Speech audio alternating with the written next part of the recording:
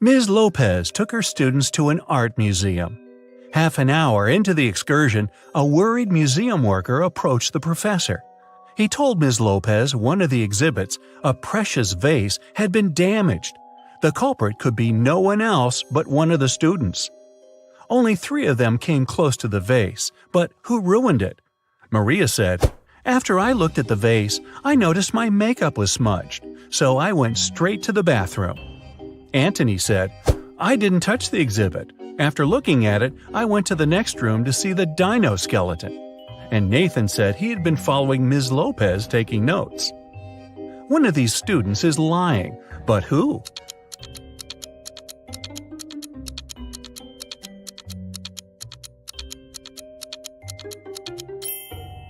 Anthony.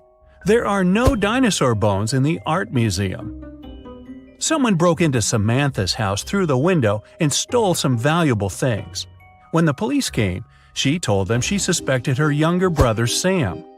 The police officers went to question the guy, but he denied everything. "I was playing basketball several days ago and broke my arm. It's in a cast now. I wouldn't be able to get into the house." The police officers left, but the next day, one of them saw Sam in a cafe. The guy was still wearing the cast, but the officer immediately arrested him. Why?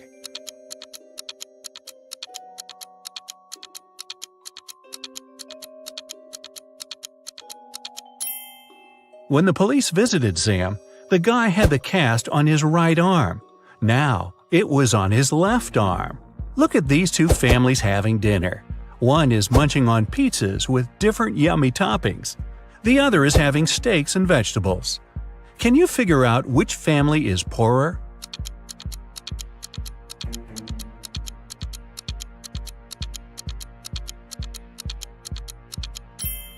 No matter how tasty the pizzas are, they're still cheaper than large pieces of meat. This means the family eating steaks must have more money than the second one. Keith had a tragic accident when he was a teenager. Unfortunately, it left the guy blind.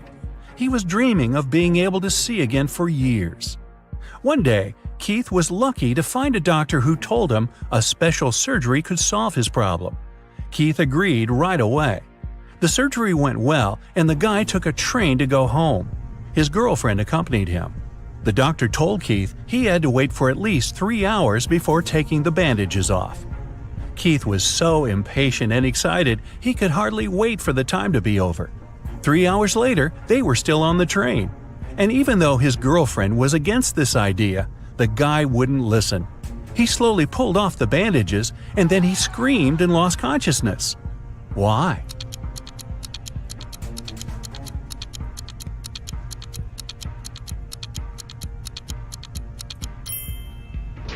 When Keith opened his eyes, the train was going through a dark tunnel. The poor guy thought he was still blind and fainted. To pass an exam, Dennis has to solve a riddle. 2 plus 2 is the same as 2 times 2. Find a set of 3 whole numbers whose sum will be the same as their total when multiplied. Dennis gave the right answer almost immediately.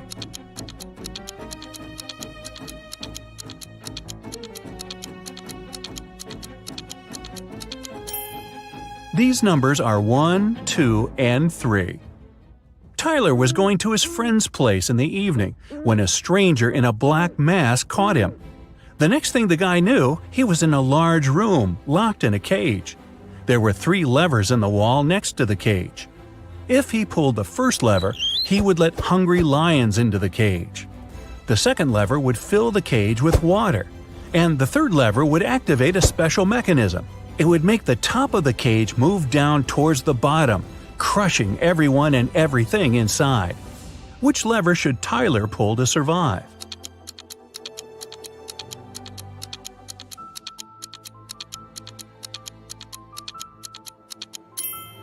His only choice is the second lever. All the water will flow out through the bars of the cage. Joan came home one evening and discovered that someone had burgled her house. When the police arrived, first of all, they went to question the neighbors. Victoria said, "I was visiting my friend. She lives 2 blocks away. I came home a couple of minutes ago." Peter explained to the officers that he was ill. He only made a short trip to the pharmacy and stayed in bed after that. Nathan said, "My wife and I were preparing for a barbecue party. Our friends were supposed to come to us, but as you see, it's pouring with rain and we had to cancel our plans." The police officers realized that for some reason, one of the neighbors was lying. Who was it?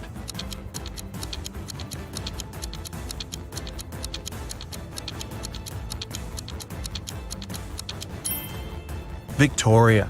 It was raining, and she said she had just come home.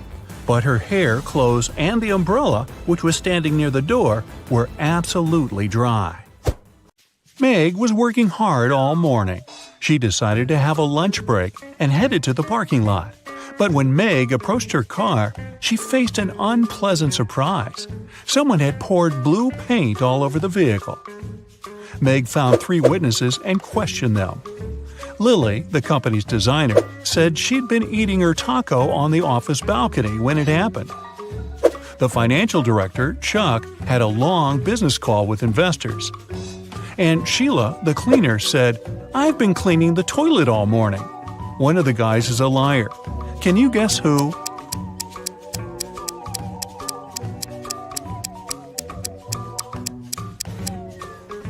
Lily. There's an unpacked taco on her desk. Also, her hands are stained with blue paint. Yeah, that's a pretty big clue there. Meg's best friend, Rosie, invited her to a birthday party. In the evening, Meg went to the kitchen and saw Rosie unconscious on the floor. She called the police and they arrived very quickly. There are 5 people in the house. Their names are Peter, Kelly, Dan, Phil, and Donna. Each one is a close friend of Rosie. Officers searched the space and found these 3 numbers on the floor. Rosie wrote them with her lipstick before passing out. After seeing this clue, officers arrested one of the guests. Can you guess who?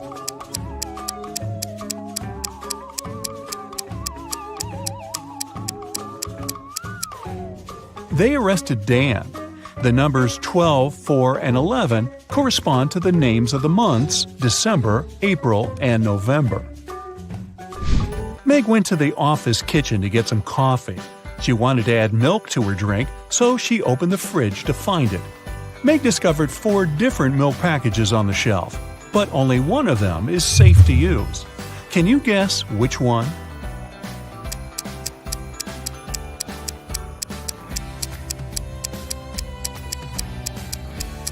The first milk is very swollen, which means it has turned sour. A note on the second package says, "Stay away." And the 4th milk is ancient. It expired in 1995. So Meg should choose the 3rd milk, and maybe someone should clean out the office fridge. Nina purchased a pair of shoes and gave Tom a $100 bill. The price of these shoes is $30, but Tom didn't have enough change. So he brought the $100 bill to the neighboring shop and asked his friend Sam to change the bill. Then Tom returned to the shoe shop and gave Nina $70. Nina took the change and the shoes and left. Later that day, Sam brought the $100 banknote back to Tom. He said, "This bill is fake. Give me back my money."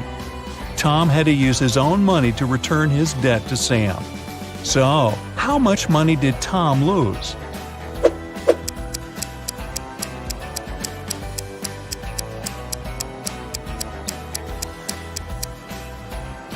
First of all, he lost the $30 shoes. Also, he gave Nina $70. Therefore, he still had $30 from the changed $100 bill.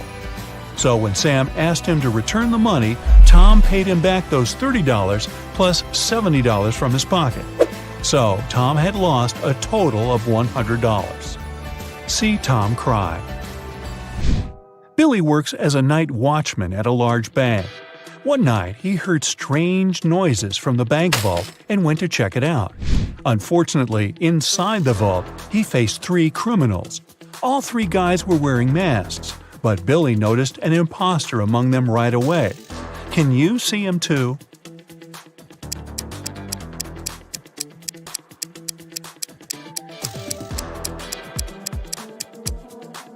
The guy on the right doesn't have gloves. This way, he would have left his fingerprints all over the place. So he's probably an undercover cop. Bella is a famous blogger.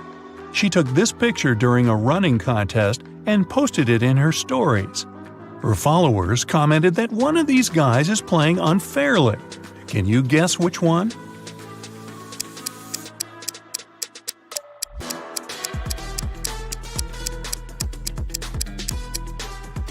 The person on the right isn't sweating at all. Something's definitely wrong here. Ryan was hanging out in a cafe with his best friend David. They ordered some food and drinks, and after the meal, Ryan said, "Let's play a game. If you crack my riddle, I'll pay. But if you fail, you'll pay." David agreed. Here's the task. He needs to remove a couple of toothpicks to make this equation correct. Can you help David out?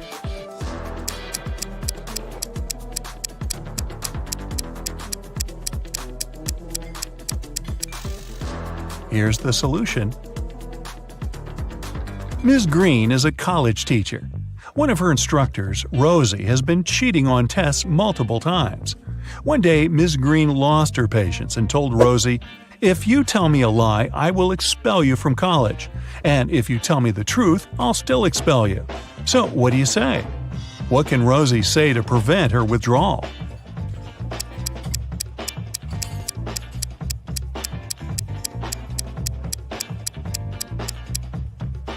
She should say, "I am telling lies." This phrase will create a paradox because it can't be a lie and truth at the same time. Jane was performing in a singing contest in a famous concert hall. Her singing was very good and she made the judges cry. But suddenly, all the lights went down. Someone turned off the electricity in the entire building. The contest manager questioned 3 suspects. Jane's rival singer, Tilda, said, "I was visiting a coffee shop on the 7th floor when suddenly it became very dark. I had to use a flashlight on my phone to get out." Sarah, the cleaning lady, said, "I was washing the windows far away from the electrical panels." And Frank, the guard, said, "I'm so sorry, I didn't look at the security cameras because I had a personal emergency call." Who's lying?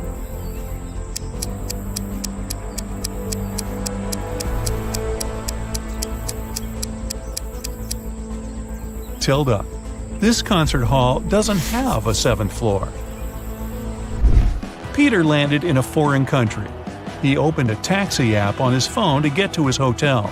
Unfortunately, the app didn't work. So Peter just went outside, hoping to find a driver. At the parking lot, he noticed 3 free cars. All 3 drivers were eager to give Peter a ride. Which driver should he choose?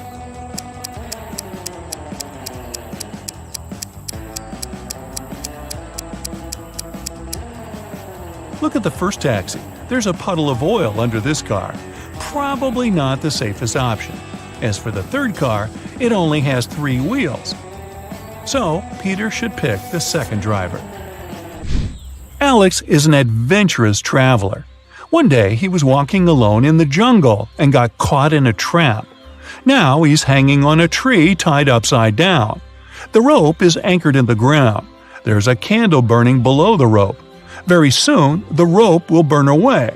Also, there's a hungry tiger under the tree waiting for Alex to fall. Now, what would you suggest to help Alex survive in this difficult situation?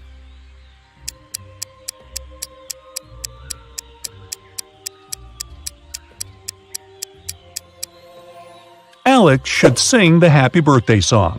The tiger will blow the candle out to celebrate, and Alex will get a chance to escape. Now, don't complain to me, I just read these off the script. Mia came home from work late at night as usual. She lives with 3 roommates. When Mia entered her bedroom, she noticed someone had stained her favorite carpet. Mia got furious and questioned her roommates. Jessica said, "That's not my fault. I've spent all day chilling in my boyfriend's house."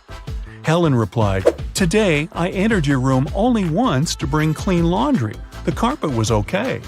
And Fiona said, "I haven't been to your room for ages. I studied in the library all day." Can you guess who stained the carpet?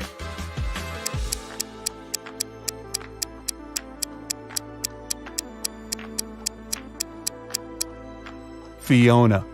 Take a look at her hands. The color of her nail polish matches the stains on the carpet perfectly. Will has just moved to San Francisco. He needed an apartment to stay in for at least a year, so he searched online. He found 3 options and liked them all equally. Will went to check out all 3 offers one by one. After that, he found out that 2 of the 3 offers were scams. What about you? Can you see anything suspicious in these advertisements?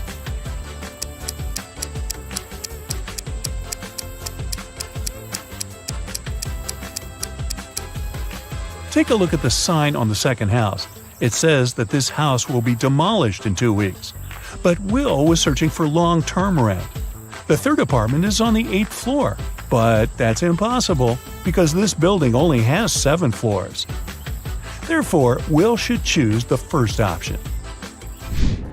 Someone locked Henry in a creepy basement. He looked around and noticed 3 ways out, but all of them were dangerous. The first passage is freezing. Anyone who enters it will turn into ice. The second is guarded by a huge cougar that hasn't eaten for 3 years. And there's a massive fire behind the 3rd door. What passage should Henry choose?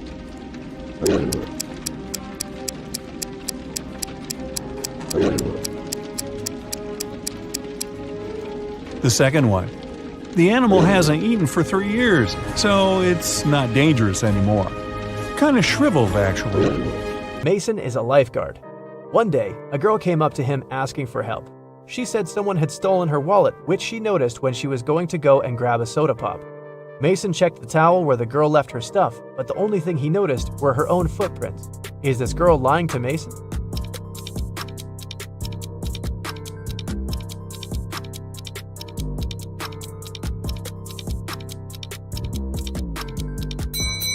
The girl was telling the truth.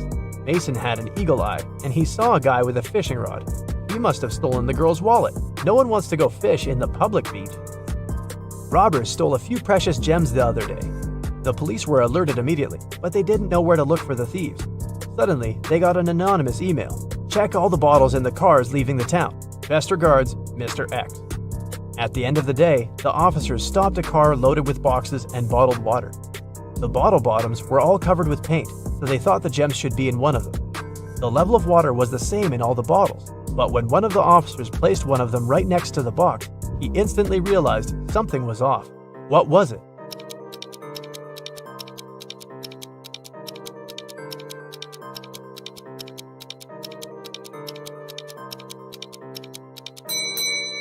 The bottle standing next to the box is much lower than those still inside. The police then found there was a double bottom and the gems were hidden right underneath it. 2 friends, Martin and Clyde, had a bet. Martin said he would throw a ball and it would come back to him. He also said there would be no obstacle or wall the ball could ricochet from. Clyde said it was impossible, and he lost. How's that?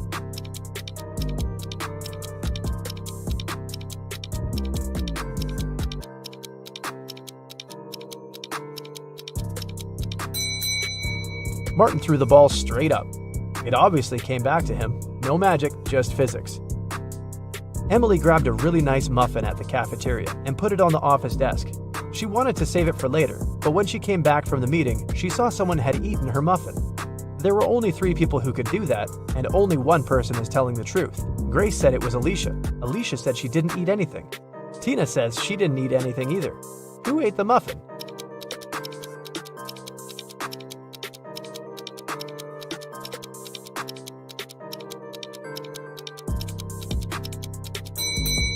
It was Tina. Only one person is telling the truth, and it's Alicia. If Grace or Tina told the truth, then there would be 2 truthful people, but Emily knew only one person wasn't lying. Patrick really wanted to come to a private party, but the security would ask each person if they knew the secret access code. Patrick decided to overhear their conversations. When the person came up to the entrance, the security said 6, and the guest said 3. Then the security said 10 to the second visitor, and the reply was 3 as well. The third visitor also said 3, but the security said 2. Patrick thought he was ready to join the best party in town. When he came up to the entrance, the guard said 7, and Patrick replied 3. The security didn't let him in. What should Patrick have said to get into that fancy party?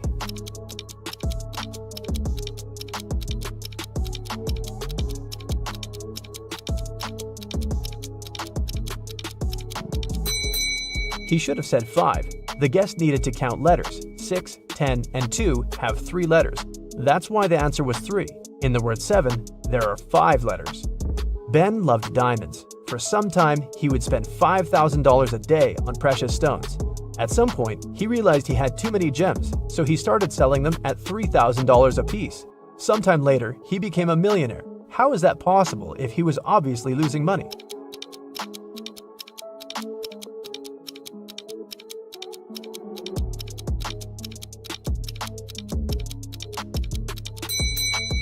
Before his gem rush, Ben used to be a billionaire. Since he started losing money, he became only a millionaire. A vampire moved to a big city where nobody knew him to start a brand new life. Still, he just couldn't help it and started biting locals every single night. People got scared and invited a private investigator to solve the problem. A couple of days later, Detective Reitman had 3 suspects. He decided to visit each of them to find out who the vampire was. After visiting all the houses, he was sure he found the vampire. Who was it?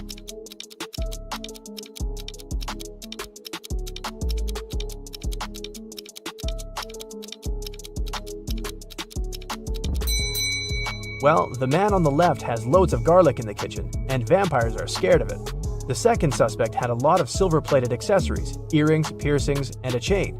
Vampires don't really like silver. The guy in the blue shirt is a vampire. Long ago, in the kingdom of Riddles, a criminal was caught. The guards took him to the king, who was famous for loving riddles. King Archibald said that if Harry, the criminal, managed to solve his riddle, he would set him free. Harry agreed, and Archibald drew a 2-foot line on the ground with his foot. The king asked Harry to make this line 2 times shorter without touching it. In the end, Harry was free. What did he do?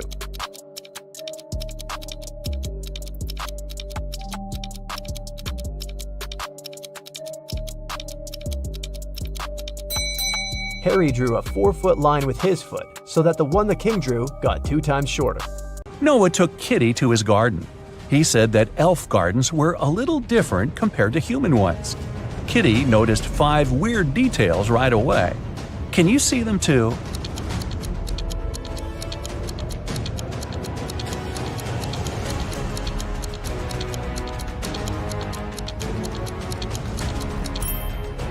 It's snowing, but the flowers are blooming. The trees don't cast any shadows, but Kitty does. The rainbow in the sky is upside down. All squirrels are wearing suits. They usually don't do that in human forests. And this butterfly is talking on the phone.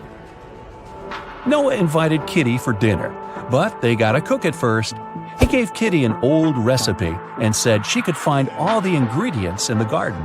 But the recipe is coded with the help of these symbols. Can you help Kitty find all the ingredients?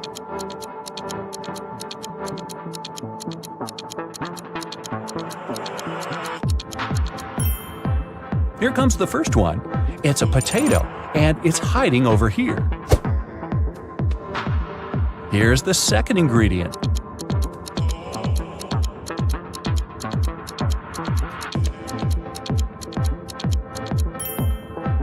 Olives. They're growing over there.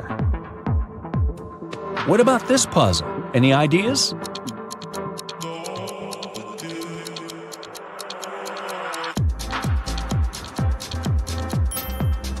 Cabbage. It's over there. Can you recognize this one?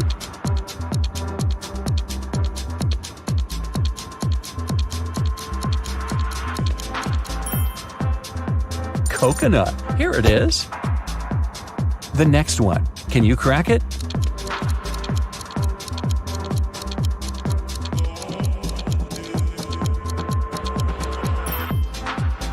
Pineapple. Great job. What about this puzzle?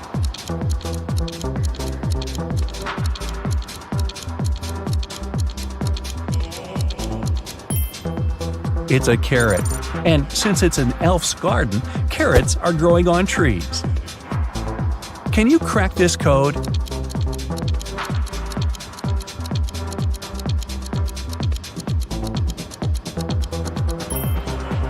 It's a peach, and Kitty can get it over there. Here comes the next ingredient. Any ideas?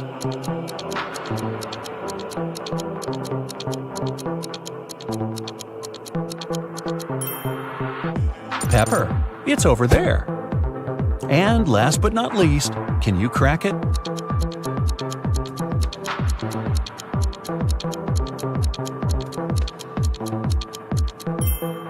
Broccoli. Great job! There's only one broccoli head in this garden, and it's hiding over there.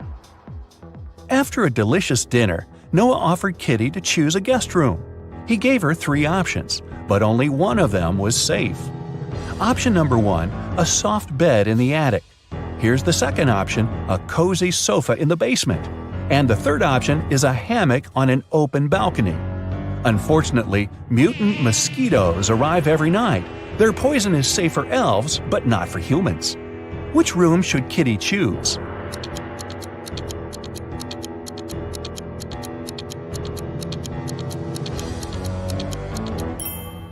Springs stick out of the first bed. That doesn't look safe. And the sofa is full of bed bugs. Probably not the best company for a sleepover. So Kitty should choose the hammock. She can use this mosquito net to hide from the annoying insects. Next morning, Noah had an appointment. He offered Kitty to meet later in a fancy elf cafe. 4 waiters welcomed her when she arrived there, but one of them was fake. Can you guess who?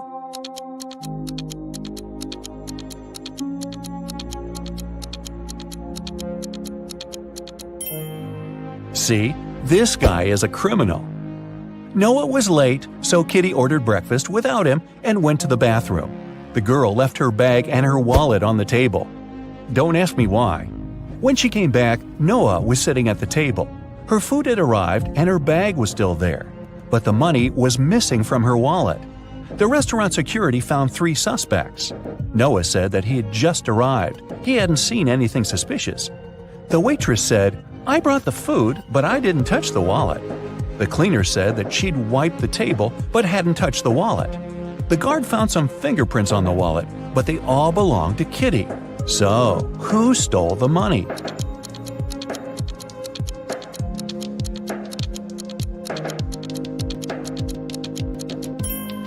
The cleaner. She had her gloves on. That's why she didn't leave any fingerprints. Kitty didn't have any elf money, so Noah offered to pay for her meal. But first, she had to crack this riddle. What begins with T, ends with T, and has T in it? Kitty solved this puzzle easily. What about you?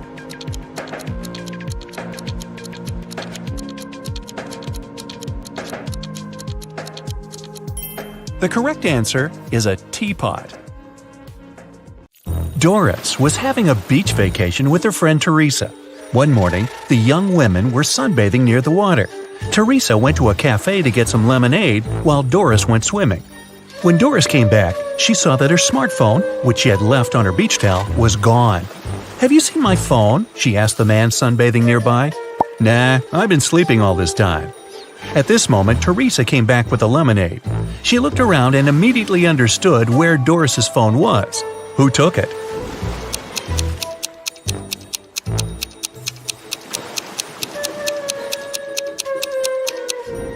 It was the man, all right. Before the incident, the spade was lying on his left. Now it's on the right. There's also a suspicious pile of sand near the spade now. The man must have hidden the phone in the sand, hoping to dig it out later. Terry invited his friend Alice, who was studying to become a police officer, to a party. It was organized by his friend Sean. Terry was worried there could be a thief at this party. Throughout the event, Alice was watching the guests attentively. At the end of the party, she told Terry who the thief was. Have you figured it out?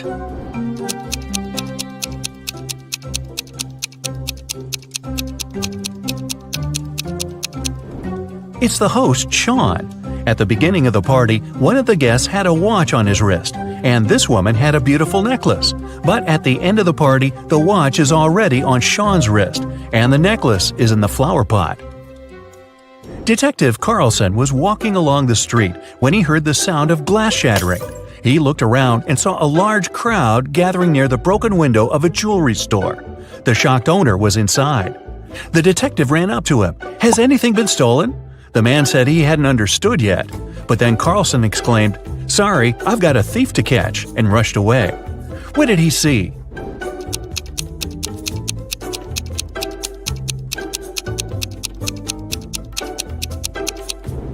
The store window was broken to distract everyone.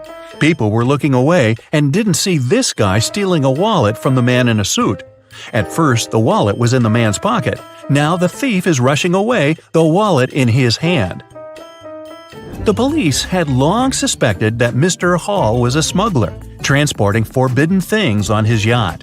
That day, they knew for sure the cargo they were looking for was on his vessel. Several police officers came with a search warrant to the marina where Mr. Hall's yacht was parked. They examined every nook and cranny of the yacht, but didn't find what they were looking for. Mr. Hall was sneering while seeing them off. Suddenly, the youngest police officer exclaimed, "I know where the cargo is!" What did he understand?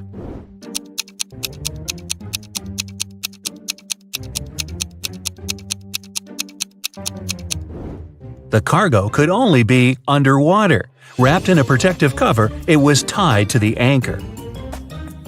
Look at these guys carefully. One of them is not living alone. Who is it?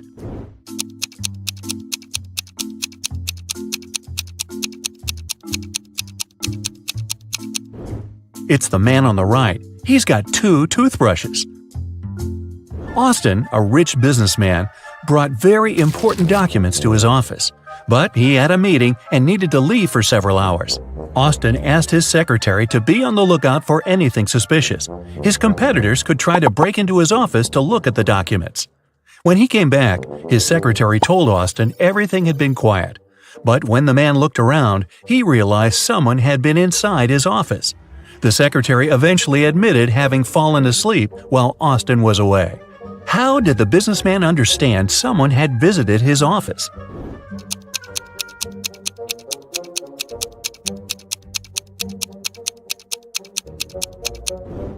The globe on his desk is now turned in the opposite direction. William, a successful businessman, was having dinner at an expensive restaurant. At one point, he went outside to make an important call. When he returned, his case with money and documents was gone. The thief could only be another customer. When the police arrived, they questioned everyone who was in the restaurant. Karen said she had been writing a new chapter of her book. Paul said he had been waiting in a line to get to the bathroom. Donna had already paid for her coffee and was putting on her coat. And Robert was having a video call with his girlfriend. It didn't take detectives long to figure out who the thief was. Do you know it?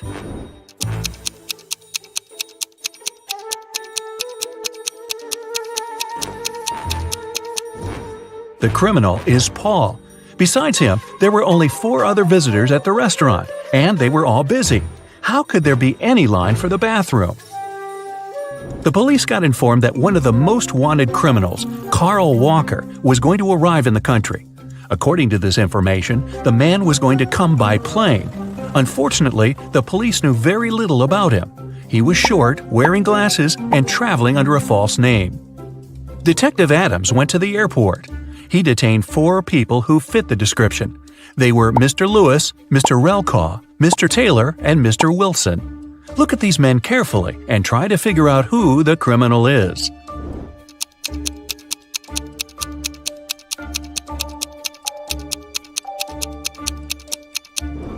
It's Mr. Relcaw. His last name is actually the criminal's last name, Walker, but with its letters reversed. A detective is looking for an important witness. Without them, she won't be able to solve a complicated case. The only thing she knows is that the witness is left-handed. Look at these people and help the detective choose the person she needs.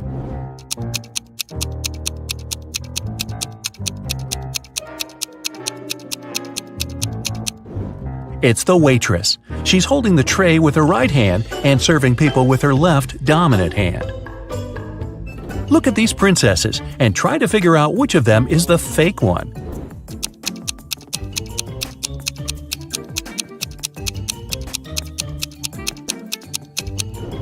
It's the princess on the right. The tiaras of the princess on the left and the one in the middle have a reflective shine to them. You can see they are made of precious metals. But the Ice Princess's tiara doesn't shine. It's made of plastic. A businessman arrived at his office after a long trip. He discovered that some important documents had disappeared from his desk. He immediately called the police, and a detective arrived shortly after. After interviewing all the workers, he had a list with 3 suspects on it. They were Emma, the accountant, Sophia, the receptionist, and James, the sales manager. But all of these people claimed they hadn't been inside the businessman's office. It didn't take the detective long to figure out who was lying. Do you have any ideas?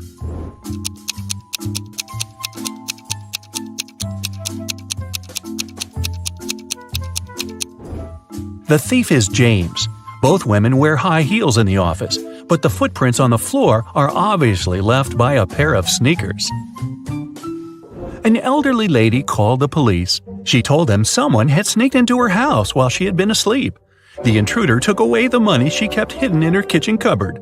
The woman was sure it was one of her neighbors.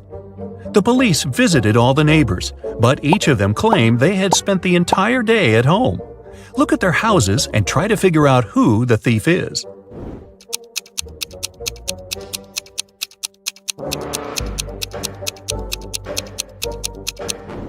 Rick is lying. He wasn't at home. His car was parked near the house already after the snow had built up on the driveway. Look at these people carefully. Who does this dog belong to?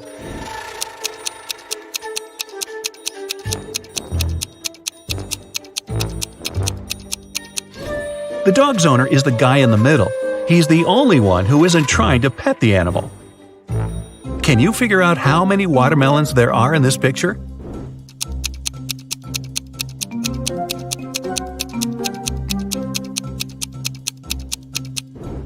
Five. Gloria failed her math test. Luckily, her professor was an understanding woman. She offered a deal. If the girl cracked 3 riddles, she'd get a good mark. Of course, Gloria agreed. The first task was to figure out the answer to the equation. Can you do the same?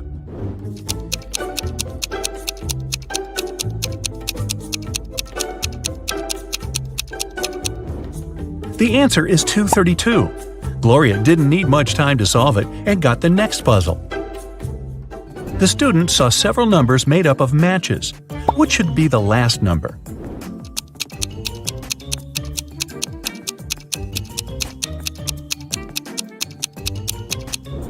The last number should be 1. After every step, the number of joints goes down by 1.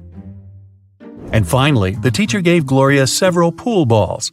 Use only 3 of them to make this equation true. After a couple of minutes, Gloria figured out the way to do it. Do you know what she did?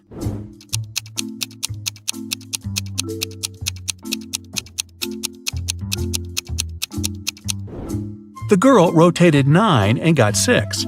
After that, she took the balls with numbers 13, 11, and 6 and got 30. Gloria's quick wit helped her, and she passed the test. You're trapped in a room with no doors or windows. All of a sudden, the room starts filling with water. You check everywhere, but can't find any way to turn it off. You know that help is on the way, but it's still at least 5 minutes until their arrival. You only have 2 minutes. After that, the entire room will be flooded. Obviously, you can't hold your breath for 3 minutes. You've got 3 objects, but only one of them can save your life. What should you choose? A straw, a rope, or an empty bucket?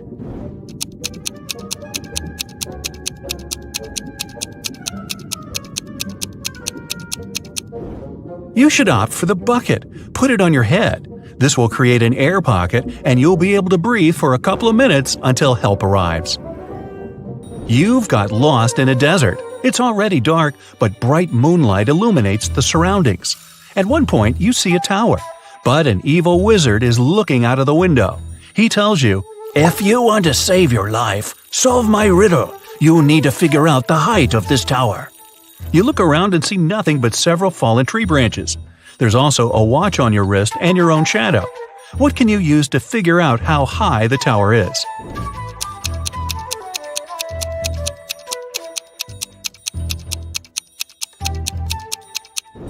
Your shadow will help you. You can compare its length with the length of the shadow cast by the tower. Then, since you know your height, you can calculate the height of the tower. Theodore came from New York to his hometown, Chicago, to spend a week with his father. 3 days later, the father called the police and said his son had poisoned himself. The police examined Theodore's things to check if there was anything suspicious.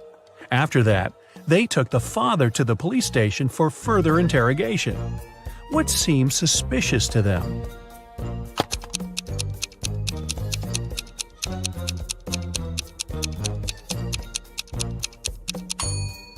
The officers found a return ticket from Chicago to New York.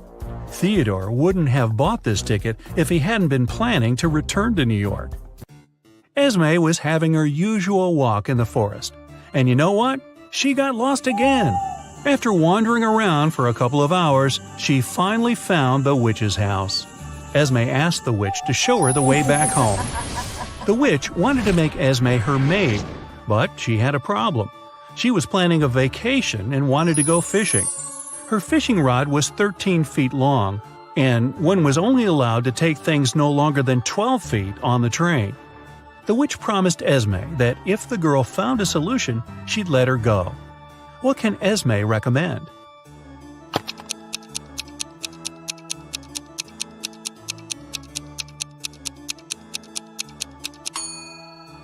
Esme was very good at geometry. She advised the witch to put the rod in a 12 by 5 foot box. Diagonally, it fit perfectly. On a Sunday evening, Mrs. Collins was having tea at her friend's house. Her friend suddenly said that she had seen one of Mrs. Collins' daughters in the mall that day. Mrs. Collins got angry because all of the girls were grounded. She asked which daughter it was, but her friend couldn't tell.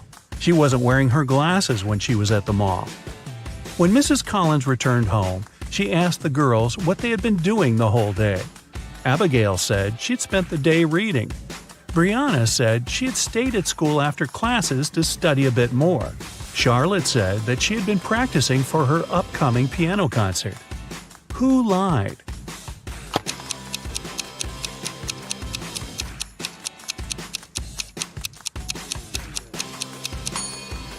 Brianna. It's Sunday. There's no school.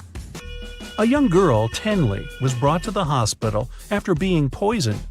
But the examination showed that Tenley hadn't eaten or drunk anything that day. Her sister, Kennedy, said she didn't know anything about the accident. Tenley's friend, Ruby, said, "We were at school when Tenley felt bad." Tenley's boyfriend, Archie, said, "I haven't even talked to her today." How was Tenley poisoned, and who did it?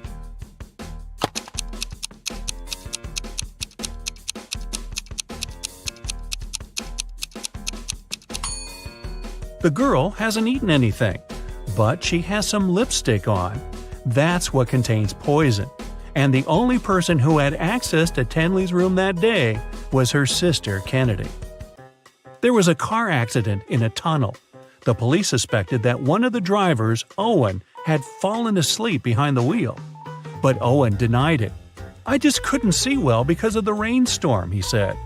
The police didn't believe him and immediately arrested the man. Why?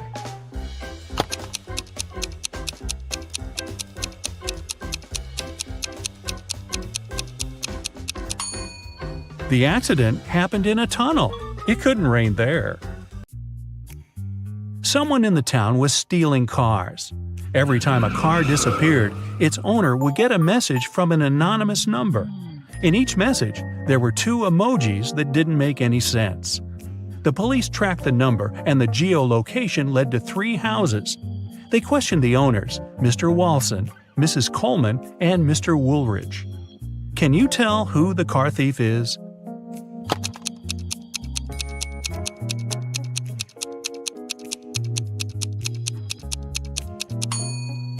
The emojis seem to make sense after all. They're a wall and a father with a son.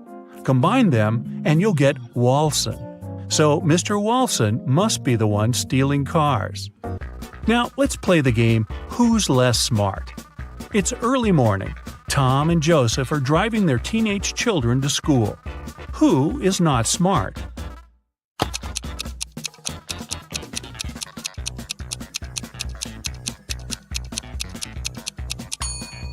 Joseph.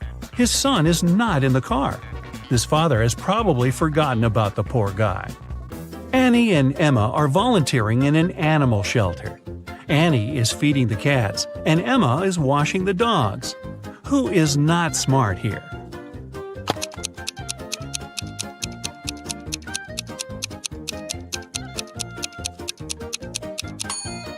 Annie.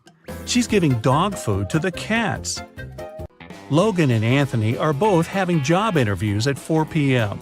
Logan is packing some food, and Anthony is ironing his best suit. Who's not smart?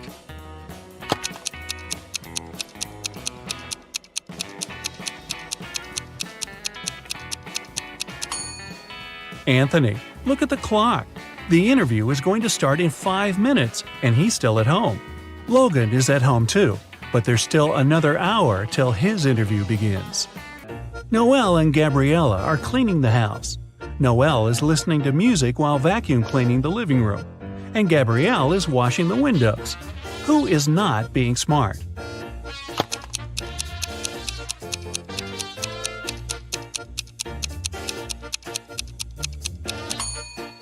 Noelle. The vacuum cleaner isn't plugged in. As soon as you open the door, you hear music. It's a waltz, and it's coming from the main hall. Several couples are dancing around in 18th century costumes. Yikes. You decide to try and blend in by hitting the dance floor yourself. Well, after a few seconds, you look around, and your face turns pale. These people are phantoms. How'd you figure it out? Look carefully at the details. You have 5 seconds.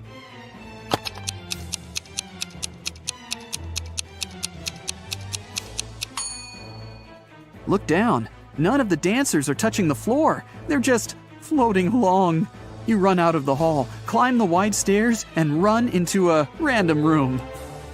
You lock the door and breathe heavily. Oh, you're starting to have serious doubts about all this mystical stuff. Maybe it does exist. But how is that even possible? A ray of sunlight suddenly shines on a luxurious bed with beautiful linen. Then it hits you. You're tired.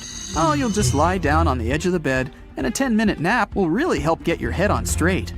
As soon as you close your eyes, though, you hear a rustling in the sheets right next to you. Then you feel a cold hand on your neck. You keep your eyes sealed shut. You're way too afraid to open them, but you pinch yourself to make sure you're not dreaming. The fingers on your neck start squeezing ever so slightly. Oh, that's it. You bolt out of bed. As fast as you can, you whip out your phone and try to record the whatever it was. But there's nothing. Only an empty bed. Were you sleeping, or was it real? You noticed something. Phew. Oh, it's just a bad dream after all. What did you notice? I'll give you 6 seconds.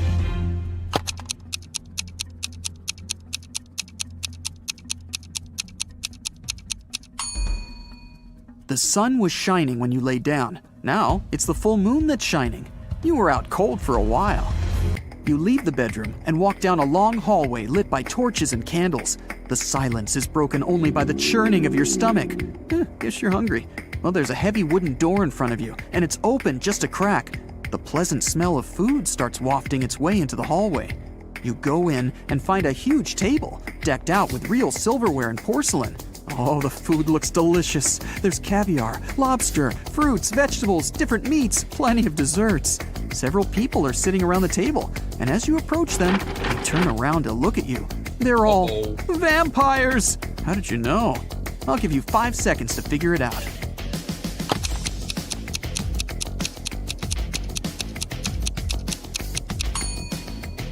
The food on the table is untouched. The vampires have been waiting for their most important dish. You run. You make it back out into the hallway, then dart down a dark corridor. The vampires are chasing you. They're screaming. You find 3 doors at the end of the corridor. The first one has a fire symbol on it. The second has a snake symbol, and the third just says, exit. You try to open it, but it's locked. The vampires are closing in. What are you gonna do? You have 4 seconds before you become vampire food.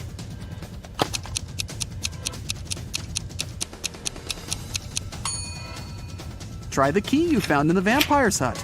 Great! It fits! You run out into the courtyard and lock the door behind you. The moon is hidden behind some thick white clouds. You sneak through the courtyard and open the back gate of the castle. Next to the gate is a sign with an image of a werewolf on it. You walk off as quietly as possible. After about 5 minutes, you see a long bridge. There's a beautiful woman standing at the other end. She waves to you and motions for you to come closer. But something's bothering you. Could she be a werewolf? So, you can either cross the bridge or head back to the castle. What can you do to find out if she really is a werewolf? You have 10 seconds for this one. Good luck.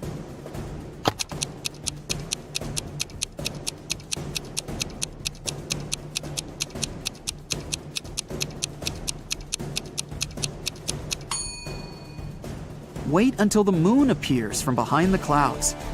Your intuition was right. As soon as the moonlight falls on the woman, she begins to turn into a werewolf. Still kind of cute though. You run back into the castle grounds and close the gate behind you. Okay, reality check. You're in the courtyard. Vampires are inside the castle, a werewolf is waiting outside, and zombies are approaching. You're trapped. Why did you even come to such a scary castle? You pull out your phone and start recording a farewell video. You thank your followers for their views and comments. Thanks for subscribing. You admit that mystical creatures do exist and promise that you'll never set foot in a place like this ever again if you survive. The zombies are closing in and the werewolf is breaking down the gate. Oh, awesome. Your fear is gone and you realize that this whole thing is staged. It's all a show. How'd you figure it out? Watch the farewell video again and find the proof that everything is fake. I'll give you 10 seconds to spot the clues.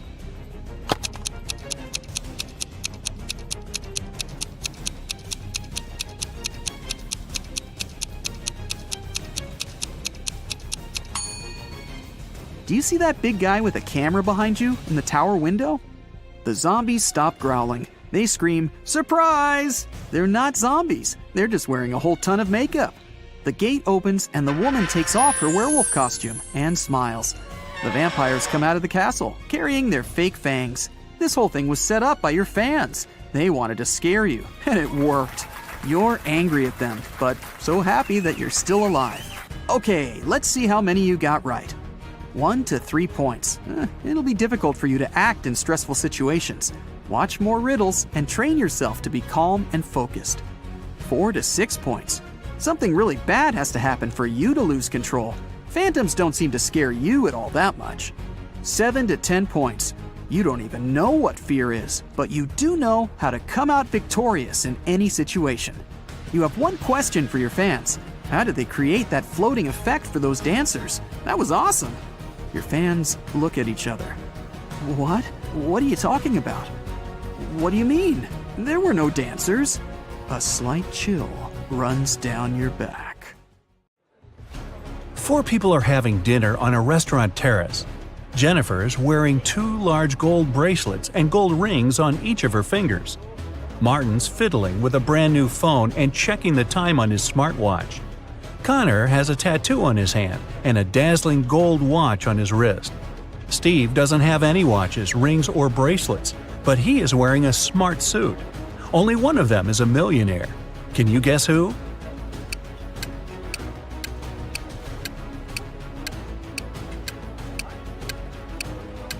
It's Steve. He's got car keys in his pocket, and there's a brand new sports car parked nearby. Jennifer has old ripped shoes. All that gold's probably fake. Martin's phone is a knockoff, and Connor has old ripped shoes, just like Jennifer. Mark's teacher is great, but he's also kinda weird. He never lets Mark go home without solving some of his tricky riddles. Here's the first one. How many apples are there on a maple tree if apples grow 5 on a branch and there are 8 branches on the tree?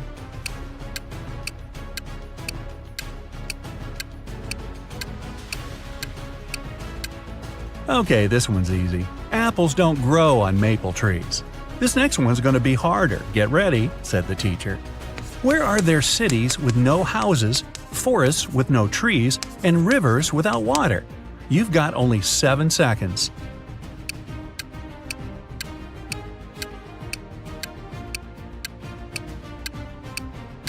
Yeah, this one's easy too. On a map. Right, said the teacher. One more and I'll let you go. Who's the person everyone takes their hat off in front of? Mark knew the answer immediately, probably because he's a huge fan of Brightside Riddles. Can you guess it?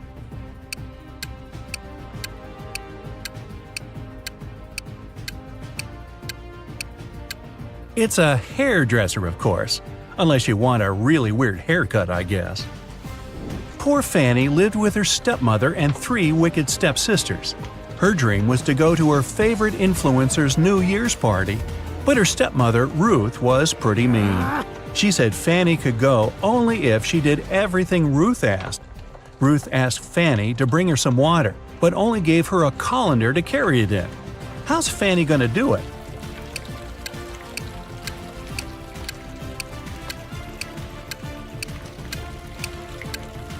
Fanny needs to freeze some water and put it in the colander. Technically, it's still water. Time to choose the perfect dress.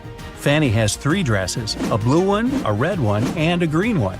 Which dress should Fanny wear? Find the best one in 10 seconds.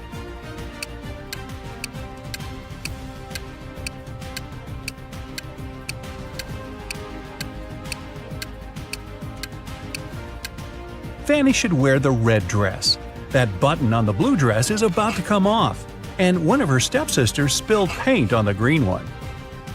Which sister put paint on her dress? All 3 stepsisters are pretty mean.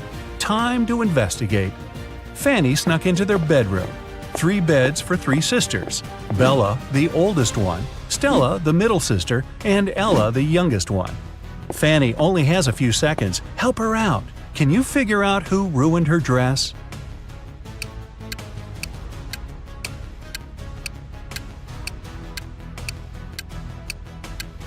Stella's the culprit.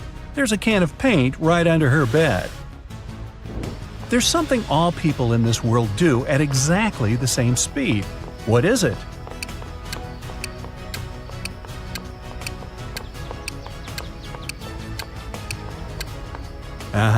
They get older. It flies without wings and cries without eyes. What is it?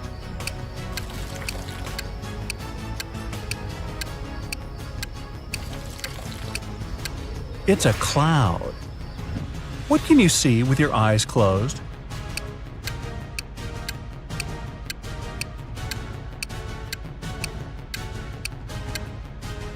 A dream. Okay, enough with the easy short riddles. Let's go back to some harder ones. Jack and Jill set up a challenge. Whoever answers yes to every question wins. Jill was sneaky. She realized that there was one question nobody could say yes to. What question is that?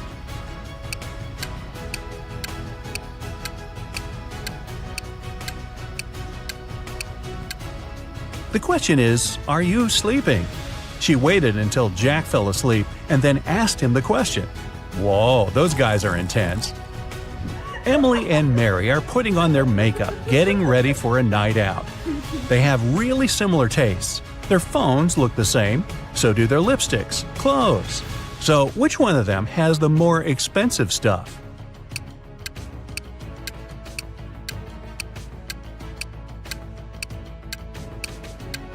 It's Mary. Take a closer look at Emily. Her dress kinda gives it away, since it's obviously a knockoff. When Mike was 25 years old, he tied a ribbon on a cherry tree in his grandfather's garden. 10 years later, he returned to see how much higher the ribbon was. If the tree grew by an inch each year, how much higher would the ribbon be?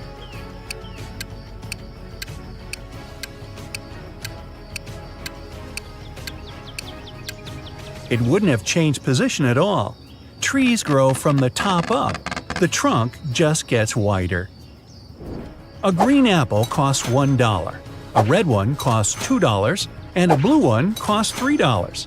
What apples and how many of them did Frank buy, if we know that he spent $3 using only 2 bills?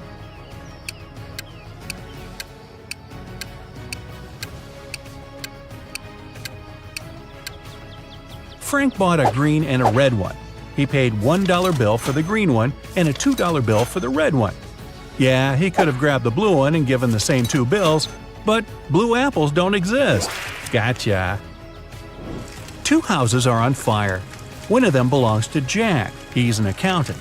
The other one is a luxurious mansion that belongs to James, a pro basketball player. Which fire should the police put out first?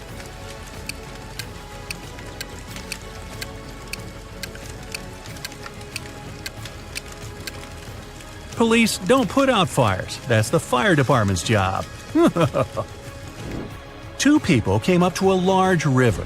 There was only one boat, and it was pretty old and shabby. The boat can carry only one person at a time, but both people got across the river. How come?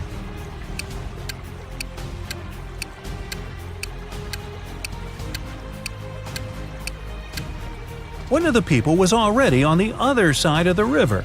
Only one person needed a boat. Three friends fell asleep under a tree in the countryside. While they were resting, someone passed by and painted mustaches on their faces. When the friends woke up, they started to laugh. But then, all of a sudden, they stopped. Why?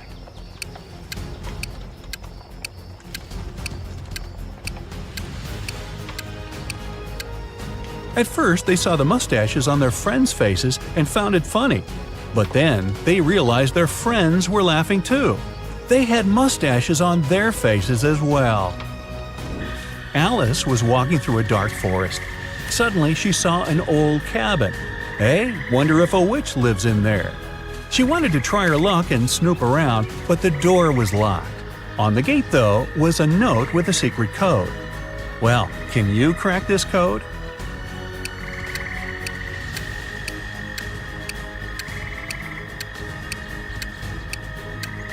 The answer is magic. 3 stars before karma means you need to get rid of the first 3 letters. 2 stars after gift mean you need to get rid of the last 2 letters. For coat, you need to get rid of the last 3 letters. Aunt Tilda is a huge fan of cats. She lives in a 1-story house full of cat garden statues, a cat rug, cat wallpaper, cat cushions, and about 100 cat fridge magnets. Oh, and the 25 cats that live with her. What color cat is in the painting upstairs?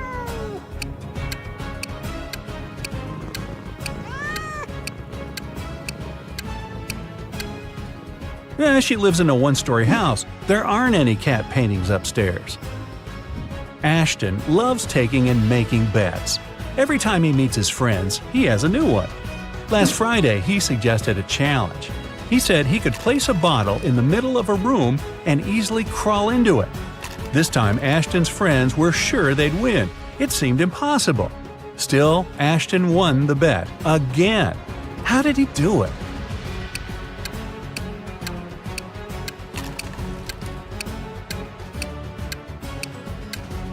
He said he could place a bottle in the room and crawl into it. So he placed a bottle in the middle of the room and crawled into the room. Sneaky. You have 2 ropes. If you burn each side of the rope, it will burn for 60 minutes. How can you measure 45 minutes if you have these 2 ropes and a box of matches?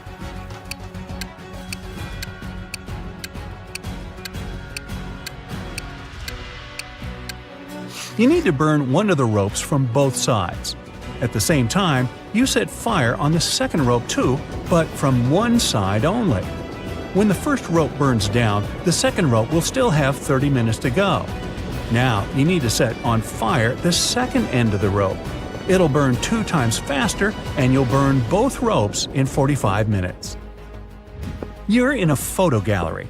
After looking at the wall, you realize that one of the pictures doesn't belong. You see a raccoon, a llama, a football, and a balloon. Can you tell which is the odd one out?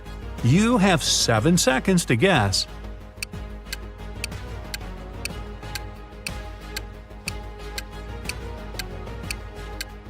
It's the llama. The other 3 objects have 2 double letters in their names, but the llama only has 1.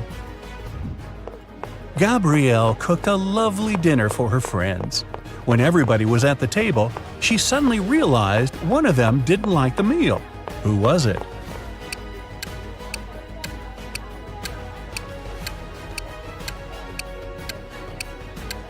It was Mike. He secretly shared it with Gabrielle's dog. 3 plus 3 equals 8. Move just 2 matches to make this equation correct. You've only got 10 seconds.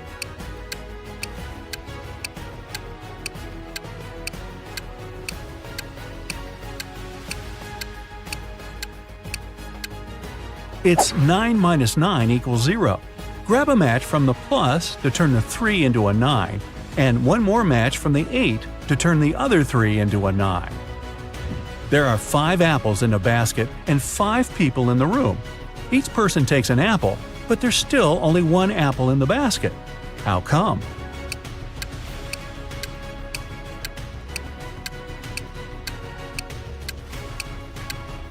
The last person took both an apple and the basket. So there. Now, you're tied up on some railroad tracks and can't wriggle free. There's a train heading your way, and it doesn't look like it's stopping. Oh well, if you stretch your arms out, you can just reach a lighter, a small pocket razor, and a can of oil. Which can you use to escape?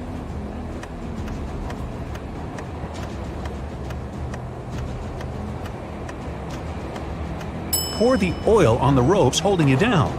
It'll act as a lubricant, and you'll be able to wriggle free. Taylor finished another awesome ice fishing session. He packed up his gear and walked back home with his dinner. Halfway back to the car, he realized he was being followed by a hungry cougar. It started chasing him. Taylor was so close to his car, but the cougar was gaining on him. What should he do?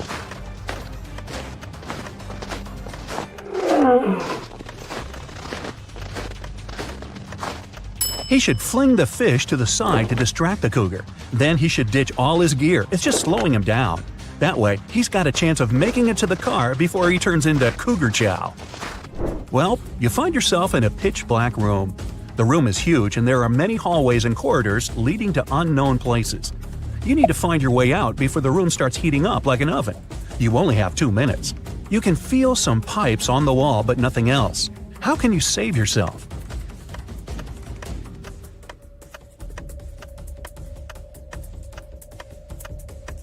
When the pipes start heating up, they'll probably turn red. It'll already be super hot by then, but you'll have just enough time to figure out the layout of the room and find a way to escape. Angela decided to go for a nice walk in the forest. About an hour in, she tripped and spilled all her water. No problem. Right in front of her was a tiny lake, and close by a small stream and a cactus. Which one should you use to get herself a refreshing drink of water?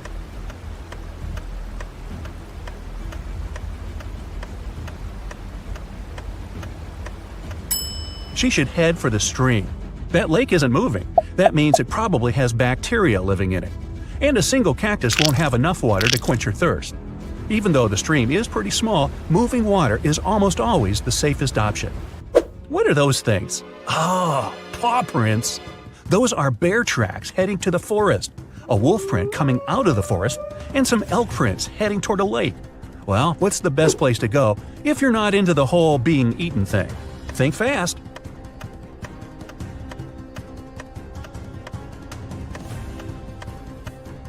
The bear going into the forest probably scared that large dog off.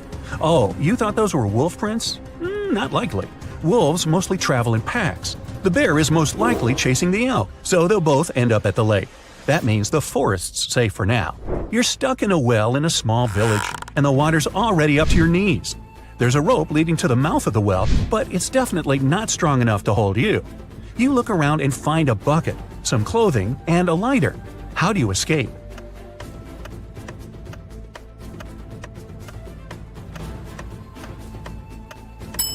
Shove the clothes in the bucket, tie the bucket to the rope, and light the clothes on fire. Then quickly hoist the bucket up. Chances are, in such a small village, someone will see the smoke and run over to help you. Kate finished her morning hike and decided it was time to go home. She saw a vintage Jeep parked by the hiking path. While she was admiring it, a huge grizzly appeared in front of her. The bear didn't seem that interested in her, for now, but that could change any second. There was a large screwdriver on the floor by the Jeep. What can she do to make sure the bear won't be interested in her?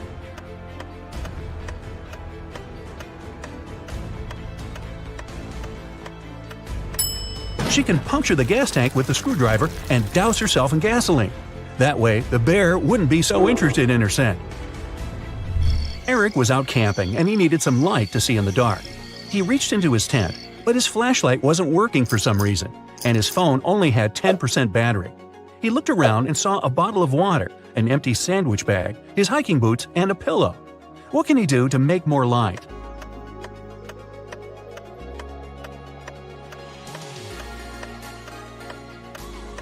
He can take his phone and put it right next to the water bottle. The water inside the bottle will diffuse the light, making it much brighter. Adrian and Jack went rock climbing all day, then realized it was time to head home. After a long walk through the woods trying to get to their car, they realized they were totally lost. They'd never been in these woods before. They didn't have a clue what to do. What's worse, Jack collapsed from exhaustion and couldn't take another step. Adrian tried to lift him up, but Jack was too heavy. Night was approaching. He tried to call for help, but neither phone had any signal. His only choice was to venture out and seek help. He checked both gear bags and found a small pick hammer, some ropes, some sturdy locks, and a harness. What should he do?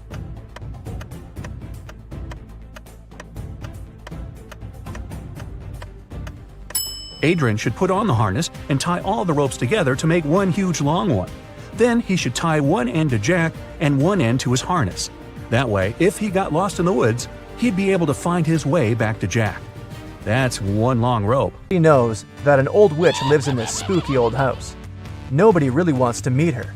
Mary is in this house right now, but she seems to be alone. How come?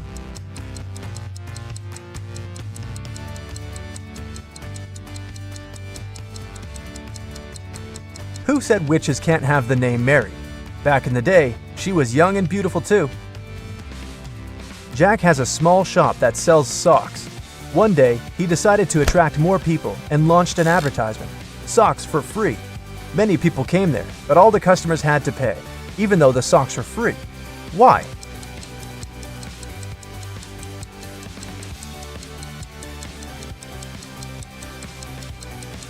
Jack would only give the left sock to his customers. They looked nice and people wanted to buy it. Who needs only one sock after all? A man was driving his car all the way from New York to LA. At the end of the trip, he discovered that one of his car's tires had been punctured from the very beginning. Still, he reached his destination successfully. How is it possible?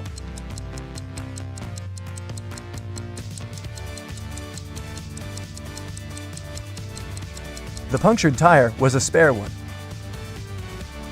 You're trapped in a room that's slowly getting filled with water coming from a faucet in the wall. There's no windows in the room and the door is sealed shut. You have a mop and a big bucket. So how are you going to get yourself out of this one?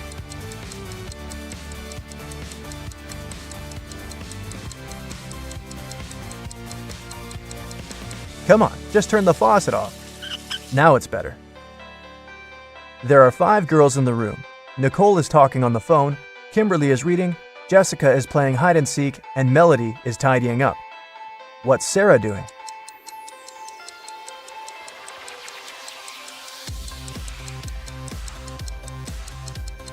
Sarah is playing hide and seek with Jessica. 5, 6, 7. 5, 6. Which number is missing? A small hint.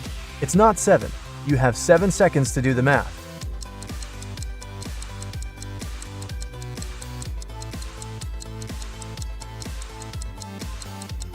Number 8 is missing.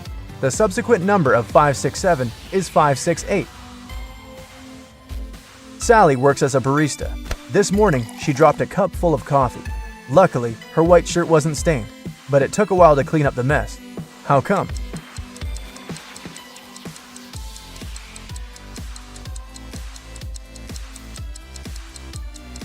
There were coffee beans in the cup. They ended up right under the counter. Imagine you've just entered a pitch-black room. There's an oil lamp, a newspaper, and some kindling wood inside the room. You only have one match. You have to make a tough choice. What to light first?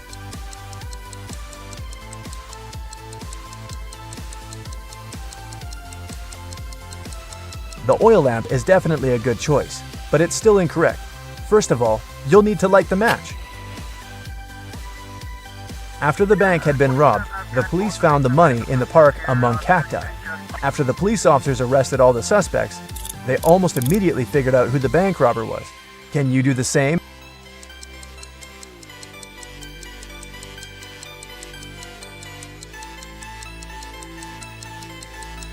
This guy on the left has scratches left by cacti all over his body.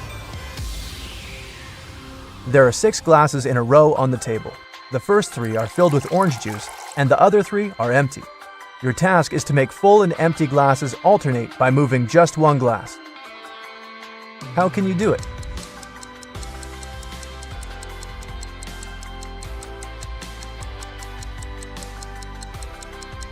Take the second glass and pour the juice in the fifth glass. Dennis was at home watching TV. All of a sudden, his wife's super expensive vase fell and broke in their bedroom. He ran into the room in time to see a stranger jump out the window and run away. Dennis tried to chase him, but his glasses fogged up because of the cold. That's why he couldn't identify who it was. When the police arrived, they listened to his story and immediately knew he was lying. The man made the story up to not tell his wife he'd broken the vase. How did they know this?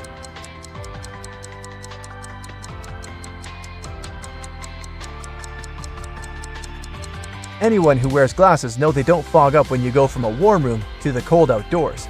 It's the other way around. Adam Nixon, who didn't really like modern art, rushed into the city gallery and caused millions of dollars worth of damage to several paintings. Yet the manager of the gallery thanked Mr. Nixon for his actions. How come?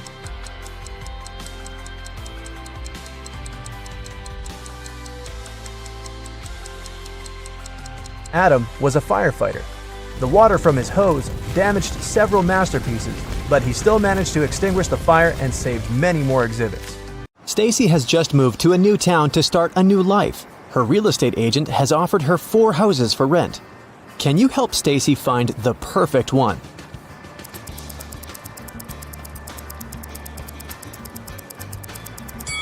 The first house has uneven floors. The second one is standing too close to a fast food restaurant. There might be too much noise and different unpleasant smells. The fourth house is haunted. Look at the portraits on the walls. They're moving. Also, there's a ghost reflected in the mirror.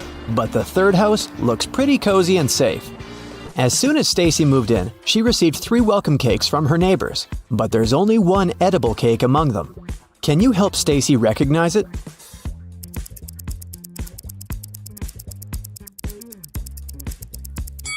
There are not only berries but also a cockroach on top of the first pie. Ew. There's a human tooth hidden in the coconut flakes on the third cake. And the second cake looks good, even though its color is rather weird. Stacy invited her neighbors for dinner to get to know each other. She showed the guests her unique ruby that she had found in Thailand. Everyone had a lot of fun. But when the guests left, Stacy noticed that the ruby was gone. She called the police and showed them the pictures from the party. Who stole the ruby?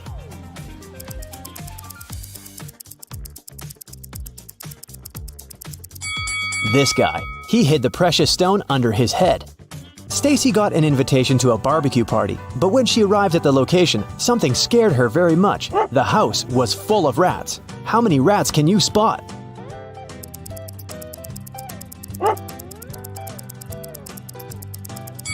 The correct number is 13. Stacy heard some music and walked around the house. In the backyard, she saw a campfire party. Everyone roasted marshmallows and told horror stories. Stacy wanted to join, but she noticed one creepy detail and decided to go home instead. Why?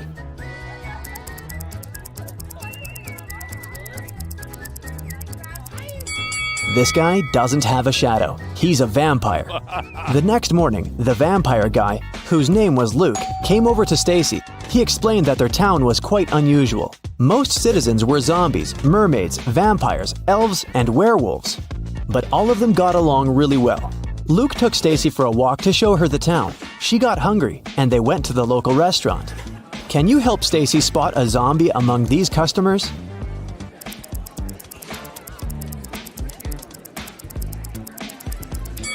This woman over there. Take a look at her food. There are worms in her noodles. After lunch, Luke confessed that he liked Stacy and invited her on a date. He was very attractive, so Stacy said, "Okay, but first, you gotta crack my riddle. The things I bite, they don't bleed. I don't bite until you push me. I bring something together every time I bite. But it comes undone again if you pull it just right. What am I?" Luke gave his answer and they went on a date. What did he say?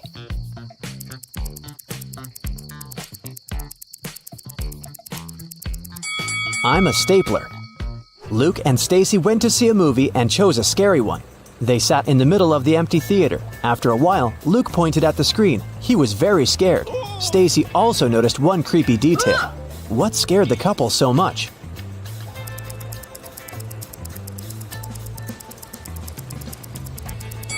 Since Luke is a vampire, there should be only one shadow on the screen, Stacy's. But look, there are two shadows. They're not alone. Next morning, Stacy went shopping. The local supermarkets offered plenty of weird stuff for zombies, werewolves, and other creatures. Can you help Stacy choose the right milk?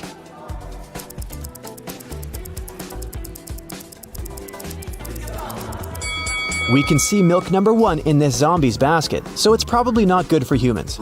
Milk number 2 is standing on the shelf with the inscription, "For elves only," so the best option for Stacy is milk number 3. In the parking lot, a thief stole Stacy's bag and escaped on a motorcycle. Stacy got into her car and drove after him, but she got stuck in a traffic jam. Finally, she reached a crossroads. She saw a traffic officer there. Stacy asked if he'd seen a biker in the past hour. The officer said, "I haven't seen any today." Look at the camera pics of 3 main roads. No one has driven down the first road for an hour.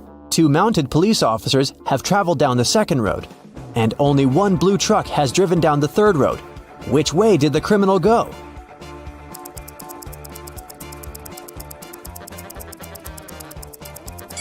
He chose the third road. He hid inside the truck. The police in the town liked Stacy's way of thinking very much and offered her a job as a detective. She received her first task immediately. A dangerous criminal escaped from prison. Stacy had to catch him. The evidence led her to a farm. She saw a man working in the field. Detective Stacy asked him if he had seen any strangers around. The farmer said, "Sorry, I didn't focus on what was going on around." Stacy immediately guessed that he was the criminal. How?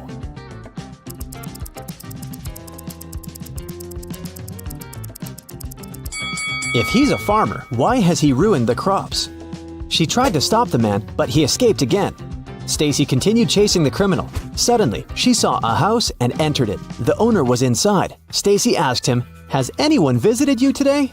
He said, "No, neither have I left the house." Then Stacy asked, "Do you live with your family?" The man said he lived on his own. By that point, Stacy had already figured out that the guy was a liar. How did she guess?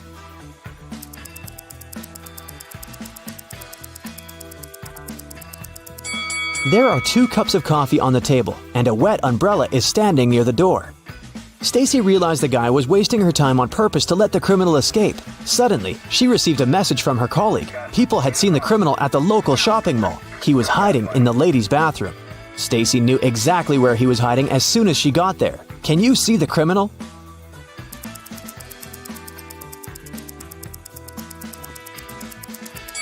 He's over there. The guy managed to escape from Stacy through the window. He ran to a crowded street. Stacy followed him. Can you help her find the criminal?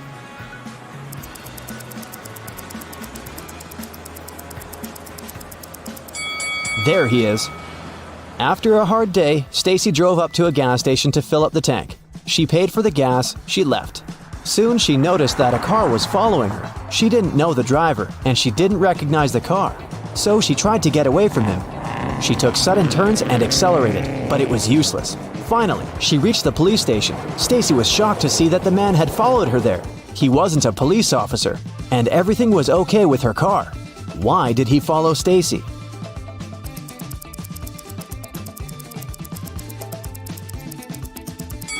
The man saw a vampire hiding in the back of Stacy's car. Luckily, the vampire turned out to be Luke. He just wanted to surprise his girlfriend. He gave Stacy beautiful flowers and invited her over for dinner. His house looked gloomy, but chic. Stacy was very impressed and told Luke, "Your art collection is stunning." But Luke confessed, "In fact, there's only one really ancient portrait on this wall. Can you guess which one?"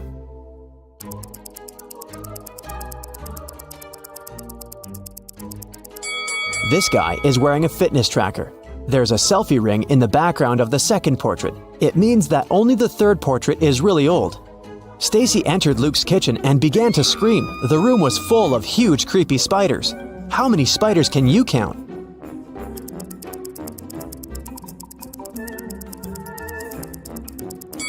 The correct answer is 16. Luke said, "No worries, they're my friends." He introduced Stacy to each of his 16 pets and showed her the way to the living room. After dinner, Luke took out a box, a gift for Stacy. He said, "I'll give you this precious piece of jewelry if you figure out my riddle. I'm tall and twisted, narrow and fast. I'm here for a moment, but my devastation lasts. What am I?" A minute later, Stacy became the owner of a beautiful pearl necklace. What did she say?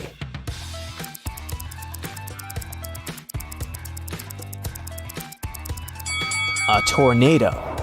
Luke and Stacy were dancing. Suddenly, they heard the sound of glass shattering from the kitchen. Someone broke the window and wrote, "You will regret it," on the wall. Stacy questioned 3 witnesses. A ghost named Eddie said he'd been taking a bath and hadn't heard any noise. Luke's ex-girlfriend Nora said she'd been at home, knitting a sweater. Werewolf Fred said that he'd seen a strange shadow moving towards Luke's house. Who's lying?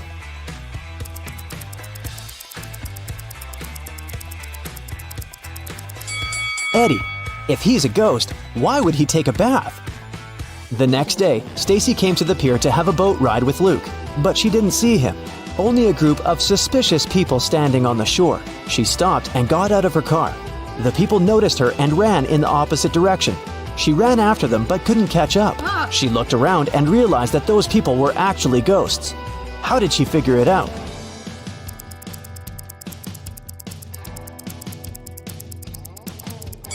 When Stacy was chasing them, she was running on the sand, but now she can see only the footprints of her own shoes. Suddenly, someone pushed Stacy into the water. Down in the Sea Kingdom, Stacy met Neptune. He was sitting on his throne, surrounded by 3 mermaids. Neptune asked Stacy to return the pearl necklace to his wife. She had recently lost it, and Luke found the necklace on the shore. Can you guess which mermaid is Neptune's wife?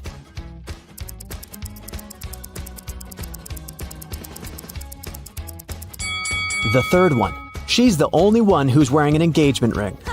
When Stacy gave the necklace to its rightful owner, Neptune snapped his fingers. His guards brought Luke. Neptune said, "I'll let you go home safely, but you have to choose the right door." There were demons behind the first door.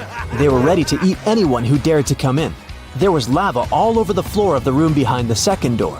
And finally, there was a laser beam that could cut through anything it touched behind the third door. Which door should Stacy and Luke choose?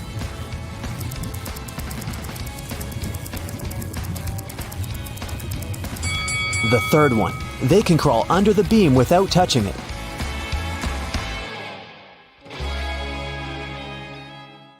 Before the dinner, Kevin's brothers decided to prank Kevin and Jill and serve some snacks.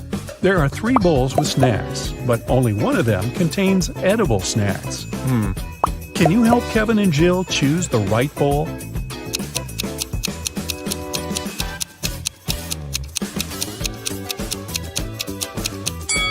The first bowl has spiders in it.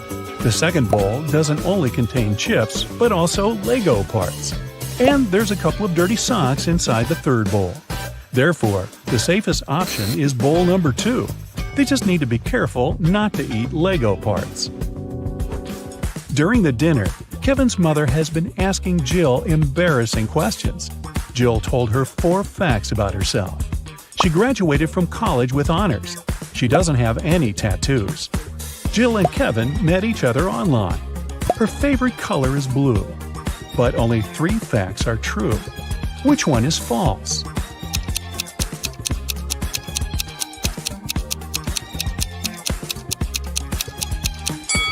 Jill does have a tattoo.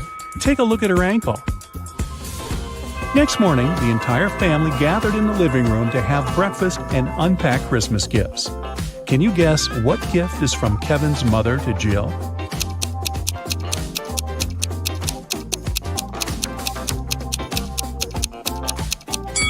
This blue box.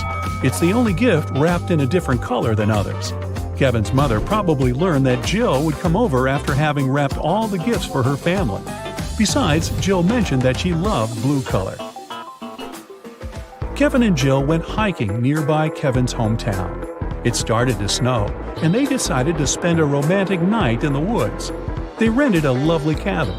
Next morning, Jill got out of the bed and saw that their backpacks had disappeared. Hey! Take a look at this picture. Can you guess who stole their stuff?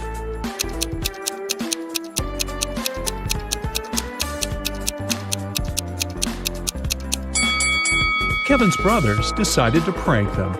There are traces of two people on the snow, and one of the brothers dropped one of his purple gloves. Kevin's brothers jumped out of a barn where they hid. They decided to go for a walk and found a secret base in the mountains. It was well guarded, but Kevin's brother Mike found an open door. The door slammed shut just as Mike got inside. He saw 3 pots in front of him. There was a fire in the first one. The second one was full of acid, and there was a working electric saw in the third pot. Suddenly, a mysterious voice said, "You can get a key from one of the pots to break free, but you can't move the pots." How did Mike escape?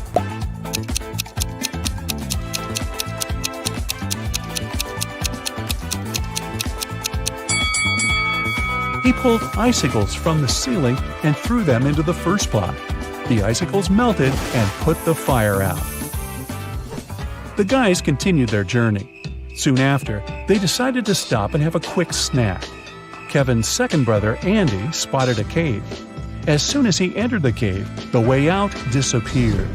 Now he must choose between 3 doors. There are poisonous scorpions behind the first door. There's a sleeping potion behind the second door, and he would have to drink. Finally, there's a hungry tiger behind the third door. What should Andy do to escape?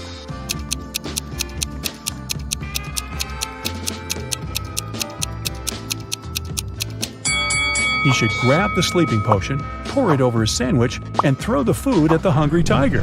When the tiger falls asleep, he'll be able to escape through the third door.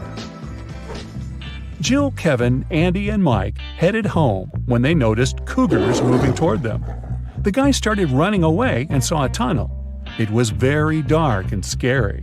They only have 12 minutes to cross it. It takes Mike 1 minute to cross the tunnel, Andy 2 minutes, Jill 4 minutes, and Kevin 5 minutes.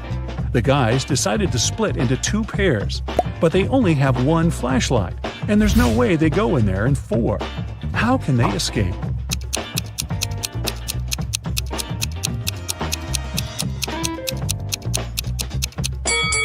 Andy and Mike should walk through the tunnel with the flashlight in 2 minutes. Then Mike returns. They still have 9 minutes. Kevin and Jill run through the tunnel with the flashlight and give it to Andy. It will take another 5 minutes. Then Andy should run to Mike, and they will escape together with the remaining 2 minutes. Kevin and Jill returned home, but the adventure continued. Someone robbed their apartment yesterday. They called the police and questioned the neighbors.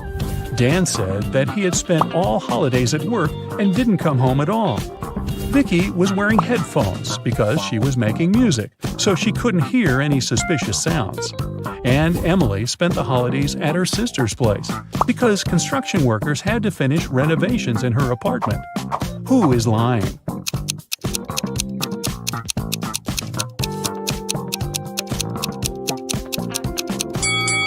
Emily. If they finished renovations, why is her apartment a giant mess? In the evening, at around 8 p.m., Bella got very hungry. She went out to get some food. She found a cozy restaurant. As soon as Bella entered, she witnessed a heated argument between a waiter and a customer. The customer claimed to have ordered tomato soup, and the waiter claimed that he'd only ordered hot chocolate. Bella realized which of them was lying right away. What about you?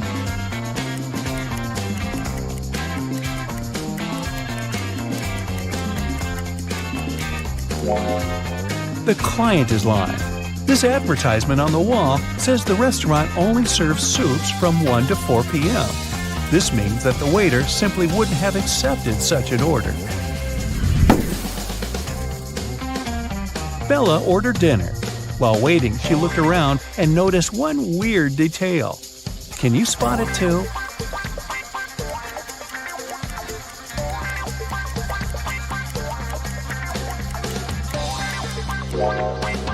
This guy is using tree leaves instead of money to pay for his meal. The waiter served Bella her meal. She was about to start eating when 2 ladies began arguing about their VIP reservation. Julia claimed that she had reserved the VIP room in advance to celebrate her wedding anniversary. And Letitia said, "No way! It's my birthday party tonight. I called the manager yesterday and he promised me the VIP room." The manager said, "Ladies, I'm so sorry, but the booking system crashed and deleted both of your reservations. The VIP room is unavailable today. Can I do anything else for you?" Who's lying here?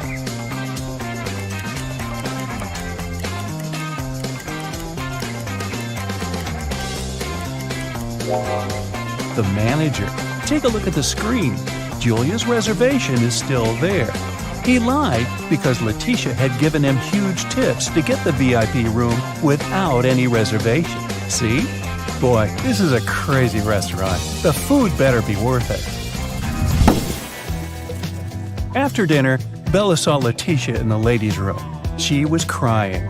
Bella asked her, "What happened?" Letitia didn't say anything. She just gave Bella her phone and showed this chat with her boyfriend. Can you tell what made Letitia so upset?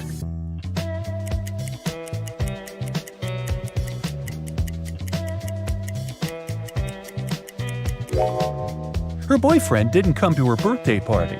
Even worse, he lied that his mom was ill to visit a pool party. Take a look at the reflection in his sunglasses. It seems that he's having fun. Letitia was so grateful for Bella's support that she gave up her VIP opera tickets. The performance was scheduled for the next day. Now, Bella needed to find an evening dress. She headed to a shopping mall with Kelly and Sarah, but as soon as they arrived, they noticed something very weird. Can you see it too?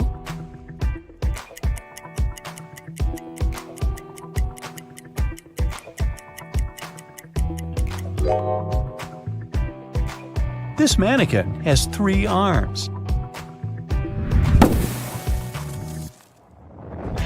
Can you spot what's wrong here?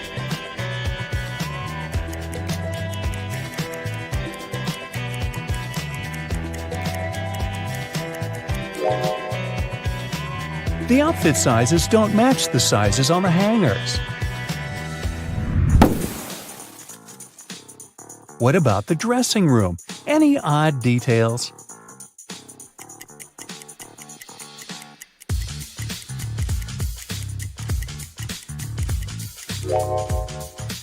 These hairy clawed paws can't belong to a human. Liza was working as a teaching assistant at a college. One day, she had to look after a group of students who were writing an exam. Liza knew some of them were going to cheat, and indeed, soon after the exam started, the girl spotted one person who was cheating. Who is it?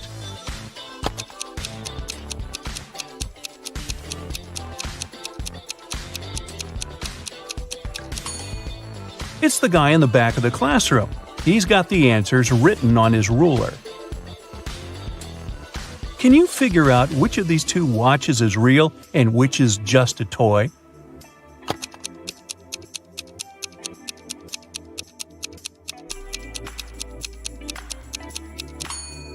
The watch on the left is a toy. Look at its minute hand. It's too long and won't be able to pass all the way around the watch face. In a small village, there were 4 people who were suspected of being werewolves. One night, the village held a meeting to decide which of them was the monster. Here's what the suspects look like. This person has long, sharp fingernails and is known for being able to run extremely fast. This person has long, sharp teeth and is known for being able to see in the dark. This person has wild, unkempt hair and is known for being able to jump high. And this person has a deep, growling voice and is known for being able to smell things from far away. Can you figure out which of them is the werewolf?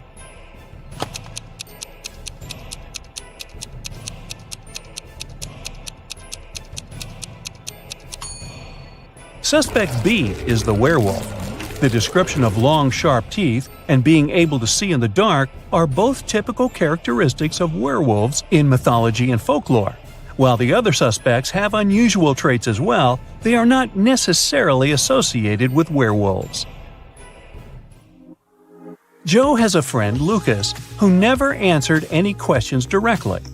Once, Joe sent Lucas a message inviting him to join their common friends in a cafe. Lucas's answer was kind of weird. Sorry, no money. Jobinjob. Luckily, Joe knew his friend well enough to understand what he meant. But can you figure it out?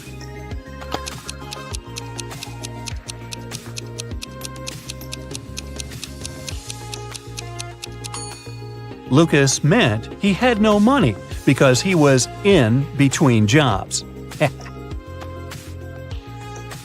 Look at this bizarre wedding. What do you think? Why are these people, who are about to get married, wearing black balaclavas?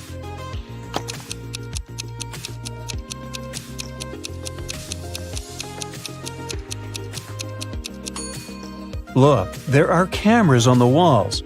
This couple must be hiding their identities. 3 friends went for a walk in a forest. People said a wizard lived there, and he wasn't a kind, friendly person. But our guys didn't believe these rumors. Everyone knows magic doesn't exist. Suddenly, a wall of fire blocked their way. Look at the things the friends have and try to figure out what they can use to put the fire out.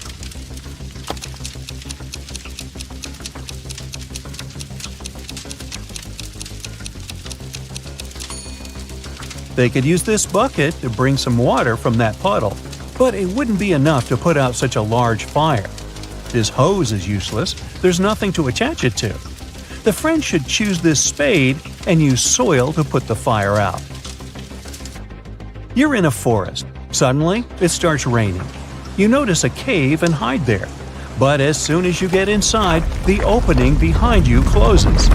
There are 3 tunnels in front of you, and one of them leads to freedom. But the first tunnel is full of crocodiles that haven't eaten in 2 years. In the second tunnel, there is a hungry lion that hasn't had any food in 2 weeks. And the third tunnel leads to a scorching hot desert. Which tunnel should you choose?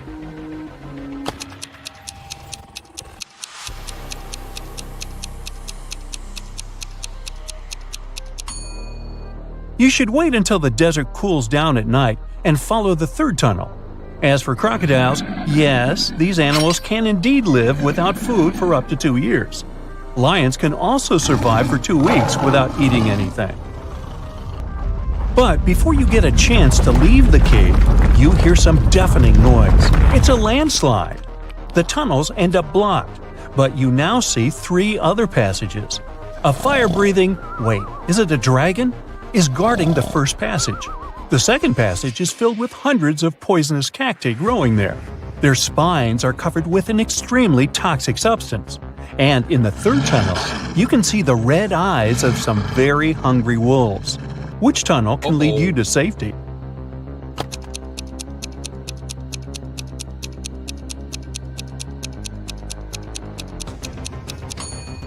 You should choose the tunnel with the cacti. At least they can't move. And if you're careful, you'll be able to walk around the cacti without touching their spines. One morning, Donna came to the office and found a box of chocolates on her desk. There was also a strange note. Can you help Donna understand who presented her the sweets?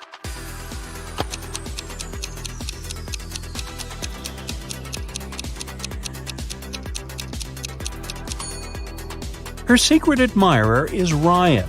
Those are not dates. The number actually means the needed letter in the name of the month.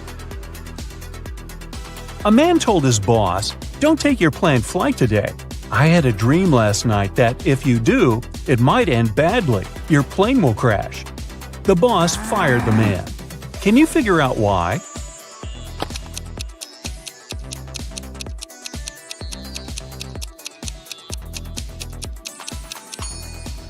The man was a night watchman. He should have been on duty the previous night, not dreaming. Jacob and Mark decided to go on a camping trip. Look at the things they're going to take with them and say what they should leave at home. A small hint, try to think outside the box.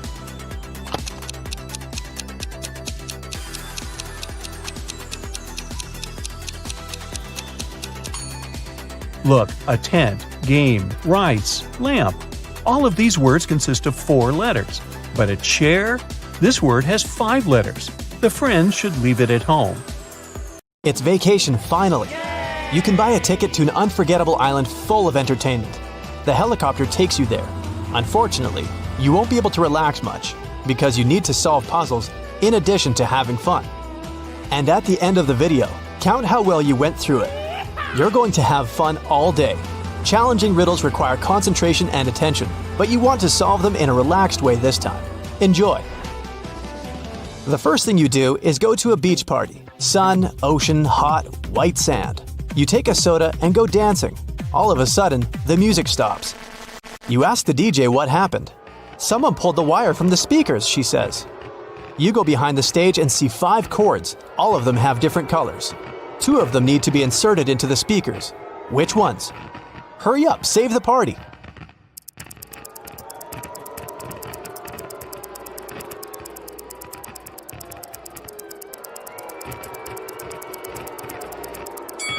Red and green. There are marks with corresponding colors in the left corner of each speaker. The party goes on. You're tired and hungry, so you go to a restaurant. There's a huge buffet with hot dishes. You take 2 sandwiches and sit down at the table. After a delicious meal, you decide to have some fresh fruit for dessert. You come up to the table with bananas, apples, pineapples, and kiwis. Some of these fruits are not fresh. Which of them, and why is that?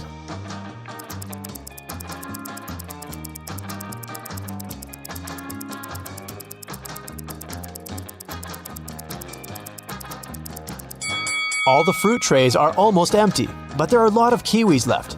People don't take them since they're not very fresh.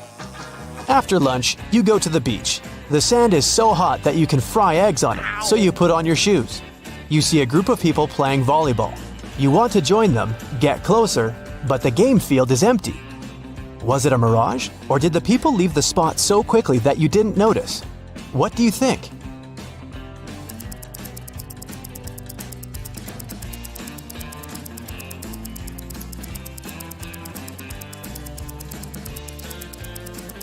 It was a mirage, since there are no footprints in the sand. The sun is hot, and you decide to go into the jungle to hide in the shadows. You go out into a wide clearing and see several people sitting in the lotus position. It's a meditation session. People relax with their eyes closed and do not see that you've come. You carefully sit down next to them and realize that something is wrong with all these people. What is it exactly?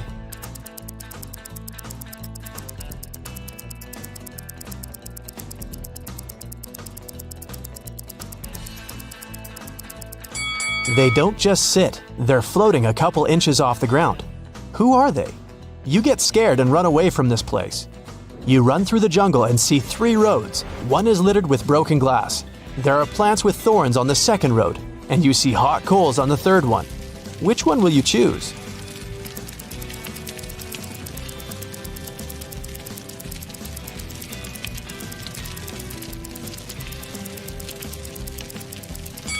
Actually, you can go everywhere. You put on your shoes on the beach, remember? In the very center of the island, you find a big old house. Its roof is destroyed and the windows are broken. But there's music coming from the building. You look inside and see a group of people in raincoats dancing to techno. You join the party and notice that each person has long fangs peeking out of their mouth. The dancers turn to you and look unfriendly. At first, you get scared, but then you realize these people are only pretending to be vampires. Fangs and cloaks are part of the masquerade. How do you know they're not vampires?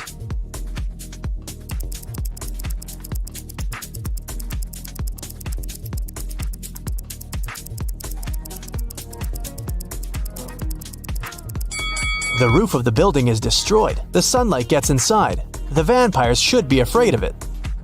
You keep dancing, and at that moment, you get terrified. The dancers aren't vampires, but they're not humans either. Why do you think so?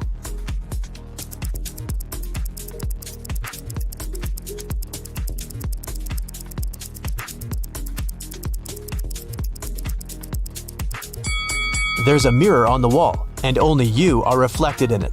You run out of the building and go through the jungle. White pigeons fly past you, and in the distance you can hear people's voices. You make your way through the bushes and find yourself at a wedding ceremony. People are sitting on the chairs. A bride, a groom, his friend, and 2 bridesmaids are standing in front. Everything seems fine, but then you realize that one of these people is an alien. Who?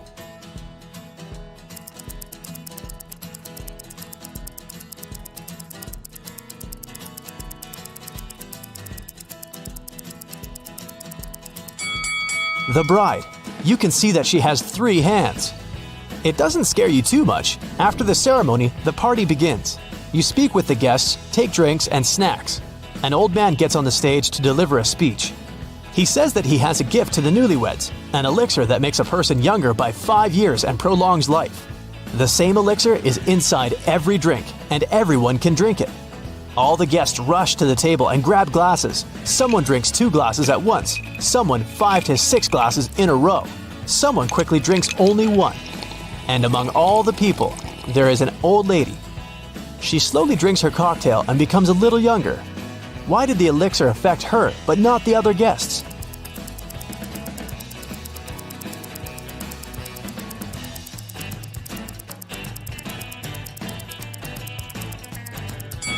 The elixir was in ice cubes. The old lady drank for a long time, and the ice in the glass had time to melt. You leave the party and continue exploring the island. Ahead you can see a tunnel with a warning sign. Beware the phantom inside. A guy and a girl come up with you. They offer to run through the tunnel to check if there are really ghosts there. So it won't be scary, you all run holding hands with each other. The girl is in the middle. It's cold and slippery inside the tunnel. You can't hear anything. You're approaching the exit and finally got out. It was a little scary, you say. It's good that I was in the middle, said the girl. Me too. I wasn't afraid, says the guy. At this point, you realize there was a phantom inside the tunnel. How did you figure that out?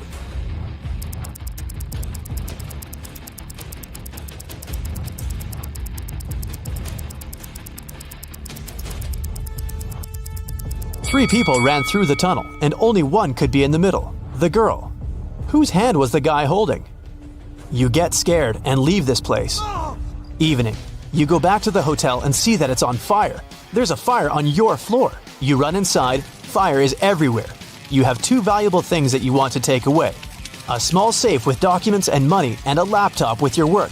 You need to choose one thing.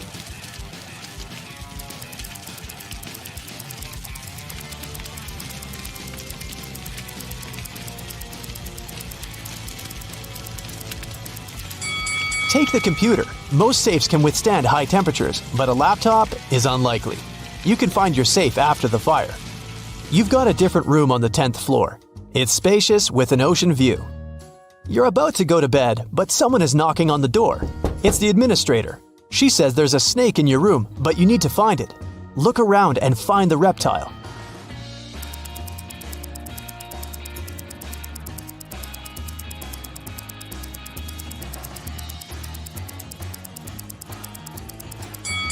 Do you see those beaded curtains behind the second room? Among the beads, you can notice the outline of a snake. You release the snake into the jungle, return to your hotel, and notice footprints on the parquet floor. Someone was here and wanted to steal something. You call the administrator and tell her what happened. She has already found 3 suspects, and you need to guess which one of them broke into the room. There are 2 guys wearing shoes and a barefoot girl. Who will you choose?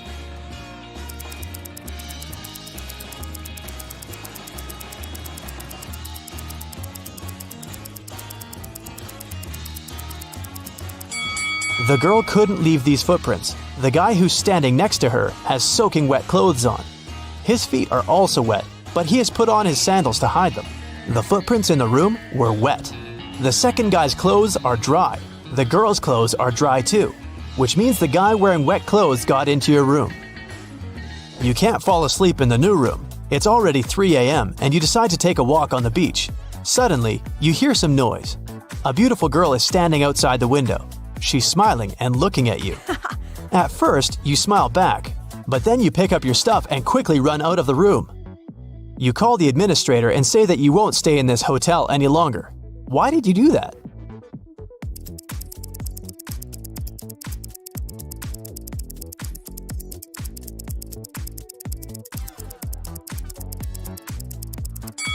Your room is on the 10th floor. The girl looked at you outside the window, and you got scared. You can't sleep until morning and decide to leave this island. You sit on the sand and wait. A helicopter arrives and lowers a rope ladder. You're about to climb it, but at this moment, another helicopter arrives. It has the same rope ladder too. Now you need to choose the right helicopter.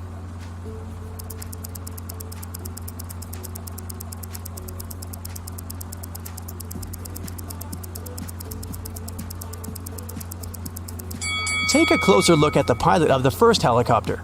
It's an alien. You get into the second helicopter and fly away. The first one turned out to be a spaceship. Your vacation has come to an end, which means it's time to see what you've achieved. 0 to 4 points. Try to solve more logic puzzles and you'll be able to do better. Or maybe you just decided not to strain yourself too much and relax on this vacation. 5 to 8 points. Not bad. The party and the celebration atmosphere didn't dull your attentiveness and resourcefulness. But you can do better. 9 to 12 points. You were able to relax because you not only had fun, but also trained your brain. 13 to 15 points. You can quickly solve logic riddles and find a way out of any problematic situation. But don't forget to rest and relax your mind. Oh boy, William got inside a cave during an archaeological expedition. There were 3 ways out, however, only one of them was safe. His map said that behind the first way out there was a pond that swallowed everything in. The second way out led to dangerous dinosaurs that would eat him alive. The third way out led to an erupting volcano. Which way was safe?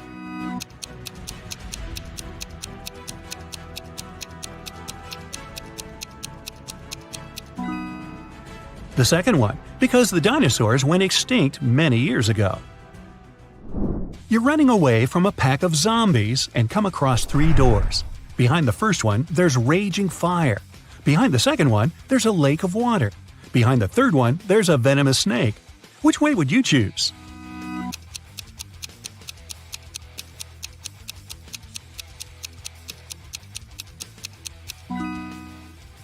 I'd recommend to choose the second one and swim away. It's just a lake. You can do it. During his vacation in the jungles, Aiden was caught by some tribe. They tied him up and said they'd push him into one of the 3 pits of his choice. The first pit was filled with zombies. The second one, there was raging fire. The third one was filled with huge pitcher plants. Which pit should Aiden pick?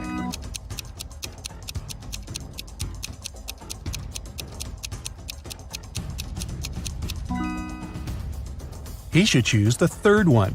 The pitcher plants only eat insects. They're not dangerous for people. Aston reported that someone had robbed his house. Detective Callum arrived and asked Aston to tell him what happened. He said that he walked into his room and saw someone getting out of his window. They must have heard him walking inside the house. Then he checked his desk and found that his money had been stolen. Detective Callum asked if Aston had touched anything else, and the man said he hadn't. Detective Callum closed the case and refused to proceed. Can you guess why?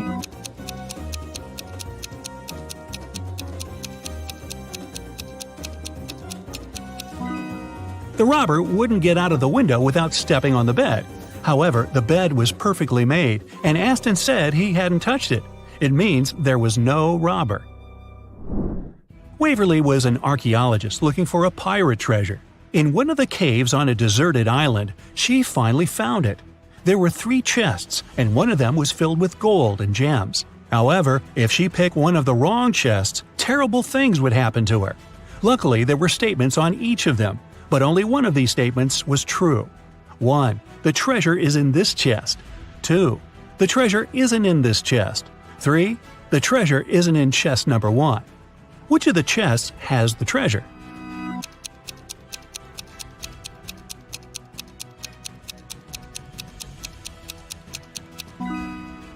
Let's solve it step by step. If the first statement is true, then the treasure must be in the first chest, and the other statements must be false. In this case, the second statement is also correct, so that was a wrong guess. If the second statement is true, then the treasure isn't in the first chest.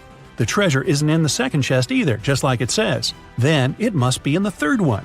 However, this makes the third statement correct too, although it shouldn't be. If the third statement is true, then from the first statement that is wrong, you can conclude that there's no treasure in the first chest. Since the second one is wrong too, then the treasure must be there. Now there's no contradictions, and the treasure is in the second chest. Whew. Does anybody else have chest pains? Just me? Yeah, okay. Skylar and Amelia are pen pals. Skylar said that her birthday was in winter, and Amelia said that hers is in summer. However, a couple of months later, they both had their birthday on the same day. Still, none of them lied. How is it possible?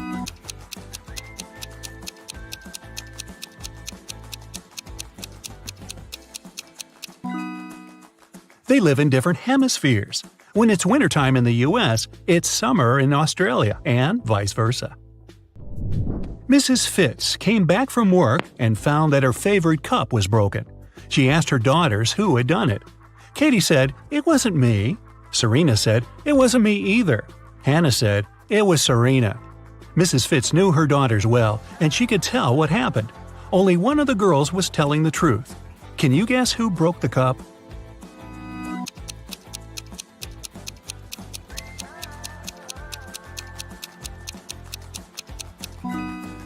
If Katie tells the truth, then firstly, it wasn't her who broke the cup.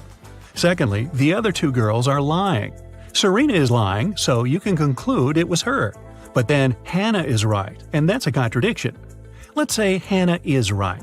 Then it was Serena who broke the cup, and Serena is lying. But then Katie is telling the truth too when she says it wasn't her. So Serena is telling the truth. She says it wasn't her, so you can trust her. And Katie and Hannah are lying. Katie says it wasn't her, so it was her. And Hannah says it's Serena, which is a lie. So Serena is the honest girl, and Katie is the guilty one. Hannah is just a liar. The first thing you do is go to a beach party. Sun, ocean, hot, white sand. You take a soda and go dancing. All of a sudden, the music stops. You ask the DJ what happened. "Someone pulled the wire from the speakers," she says. You go behind the stage and see 5 cords. All of them have different colors. 2 of them need to be inserted into the speakers. Which ones? Hurry up, save the party.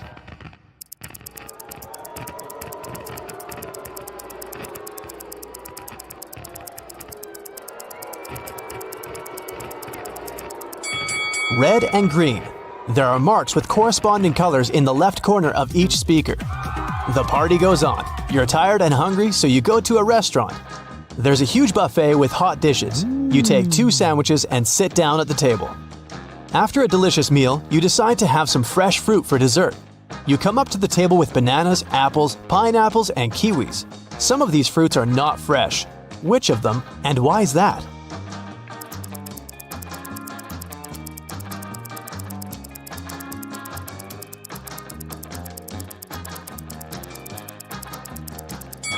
All the fruit trays are almost empty, but there are a lot of kiwis left. People don't take them since they're not very fresh. After lunch, you go to the beach. The sand is so hot that you can fry eggs on it, so you put on your shoes. You see a group of people playing volleyball. You want to join them, get closer, but the game field is empty. Was it a mirage, or did the people leave the spot so quickly that you didn't notice? What do you think?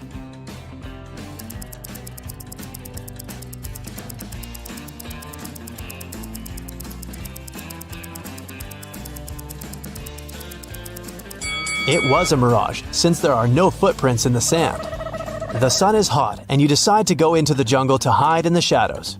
You go out into a wide clearing and see several people sitting in the lotus position. It's a meditation session. People relax with their eyes closed and do not see that you've come. You carefully sit down next to them and realize that something is wrong with all these people. What is it exactly?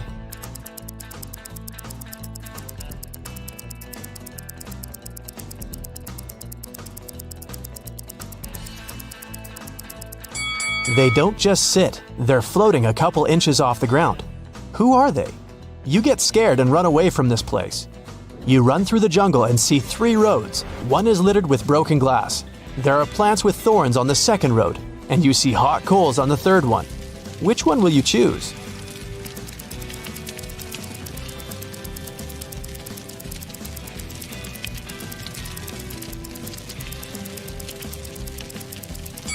Actually, you can go everywhere. You put on your shoes on the beach, remember? In the very center of the island, you find a big old house. Its roof is destroyed and the windows are broken. But there's music coming from the building. You look inside and see a group of people in raincoats dancing to techno. You join the party and notice that each person has long fangs peeking out of their mouth. The dancers turn to you and look unfriendly. At first, you get scared, but then you realize these people are only pretending to be vampires. Fangs and cloaks are part of the masquerade. How do you know they're not vampires?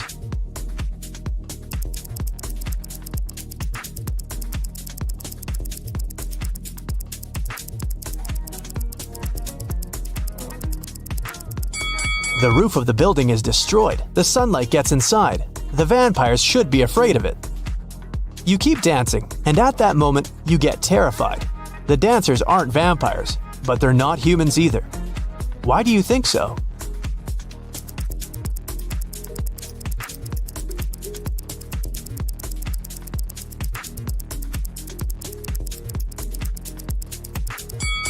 There's a mirror on the wall, and only you are reflected in it. You run out of the building and go through the jungle. White pigeons fly past you, and in the distance you can hear people's voices. You make your way through the bushes and find yourself at a wedding ceremony. People are sitting on the chairs. A bride, a groom, his friend, and 2 bridesmaids are standing in front. Everything seems fine, but then you realize that one of these people is an alien. Who?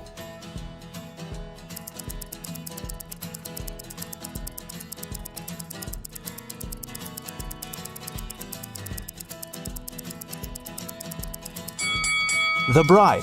You can see that she has 3 hands. It doesn't scare you too much. After the ceremony, the party begins. You speak with the guests, take drinks and snacks. An old man gets on the stage to deliver a speech. He says that he has a gift to the newlyweds, an elixir that makes a person younger by 5 years and prolongs life. The same elixir is inside every drink, and everyone can drink it. All the guests rush to the table and grab glasses. Someone drinks 2 glasses at once, someone 5 to 6 glasses in a row. Someone quickly drinks only 1. And among all the people, there is an old lady. She slowly drinks her cocktail and becomes a little younger. Why did the elixir affect her but not the other guests?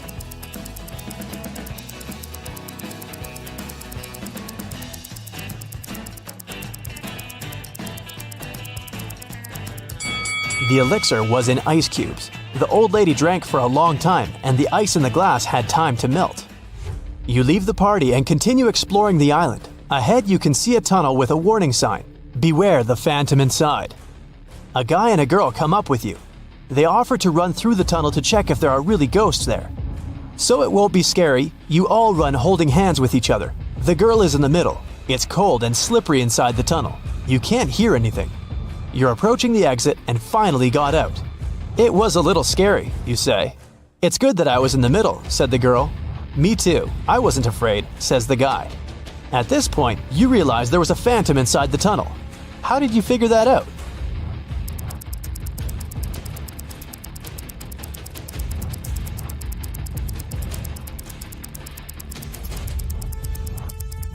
Three people ran through the tunnel, and only one could be in the middle, the girl.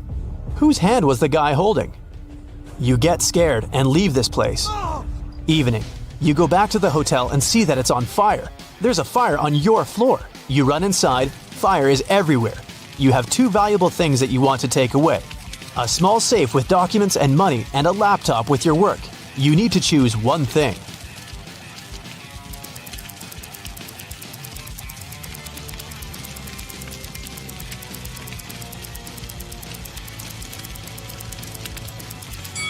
Take the computer. Most safes can withstand high temperatures, but a laptop is unlikely. You can find your safe after the fire. You've got a different room on the 10th floor. It's spacious with an ocean view. You're about to go to bed, but someone is knocking on the door. It's the administrator. She says there's a snake in your room, but you need to find it. Look around and find the reptile.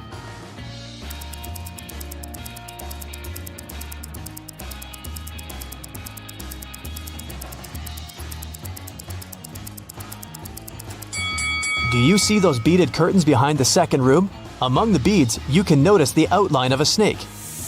You release the snake into the jungle, return to your hotel, and notice footprints on the parquet floor. Someone was here and wanted to steal something. You call the administrator and tell her what happened. She has already found 3 suspects, and you need to guess which one of them broke into the room. There are 2 guys wearing shoes and a barefoot girl. Who will you choose?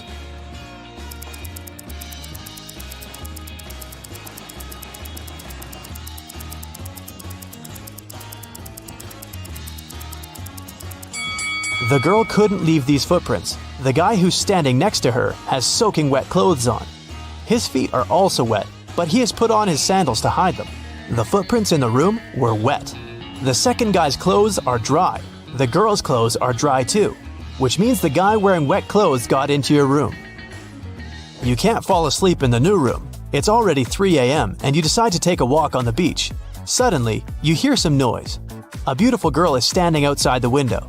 She's smiling and looking at you. At first, you smile back, but then you pick up your stuff and quickly run out of the room. You call the administrator and say that you won't stay in this hotel any longer. Why did you do that?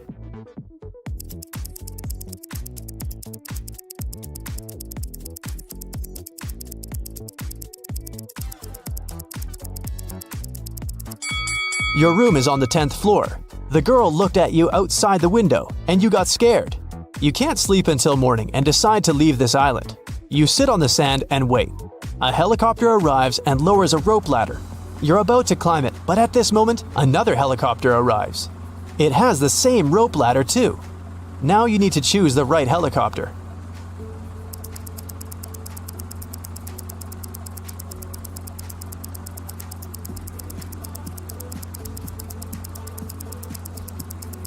Take a closer look at the pilot of the first helicopter. It's an alien. You get into the second helicopter and fly away. The first one turned out to be a spaceship. Uh-oh. Tommy was exploring old caves outside the city when he got trapped in a mysterious dungeon. There were 3 ways out, but only one of them was safe. Behind the first door, a fire was raging. Behind the second door, there was acid rain, which could melt any substance within seconds. Behind the third door, there was a huge brown bear that hadn't eaten for 2 years. Which way should Tommy choose?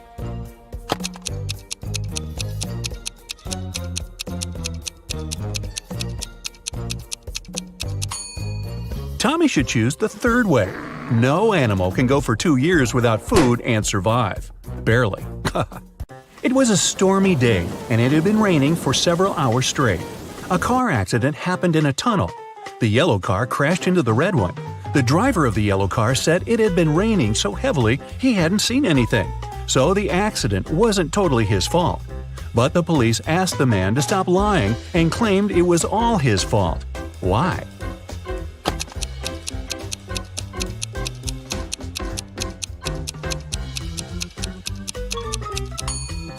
The accident happened in the tunnel. It couldn't be raining there.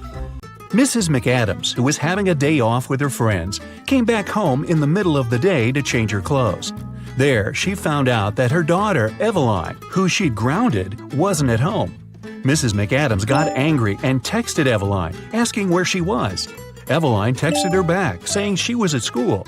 The girl even attached a picture of the classroom. Mrs. McAdams didn't believe her daughter and told her to come home immediately. How did she understand Eveline wasn't at school?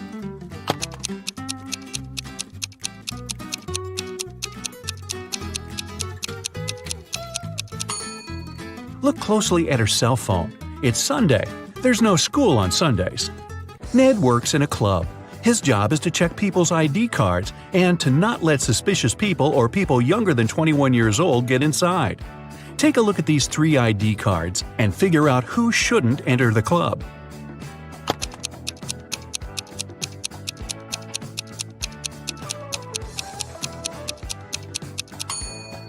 The first person is already 21, and nothing else looks suspicious in his ID.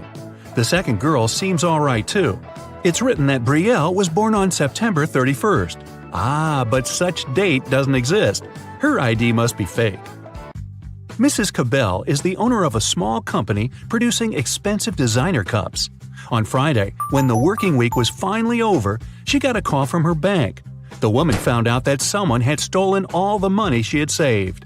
Mrs. Cabell realized it must have been one of her workers, so she asked each of them what they had been doing that day.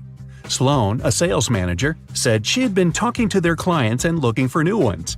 Atticus, a potter, said he always made 1 cup a day, and he showed all the cups he had done that week. Sierra, a designer, said she had been working, but she also admitted she hadn't been really productive that day because of some family issues. Who lied?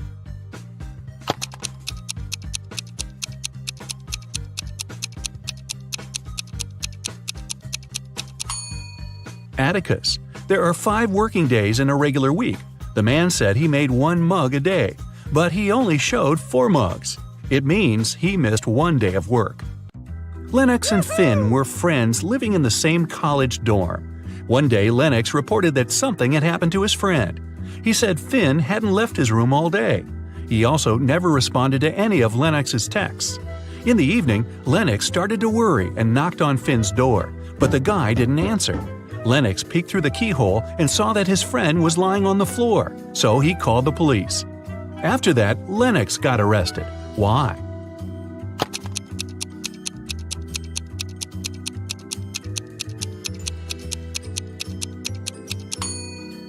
Lennox has a bandage on his right eye, but the keyhole is located in such a way that it's only possible to look inside with the right eye.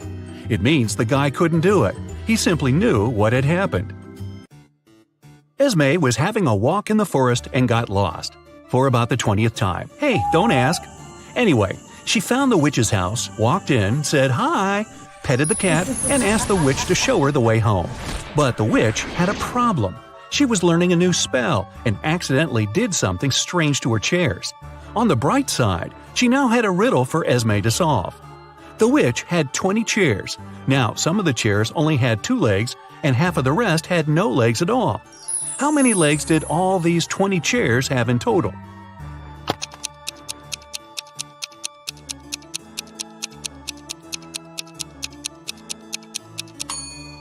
We know that some of the chairs have, on average, 2 legs per chair.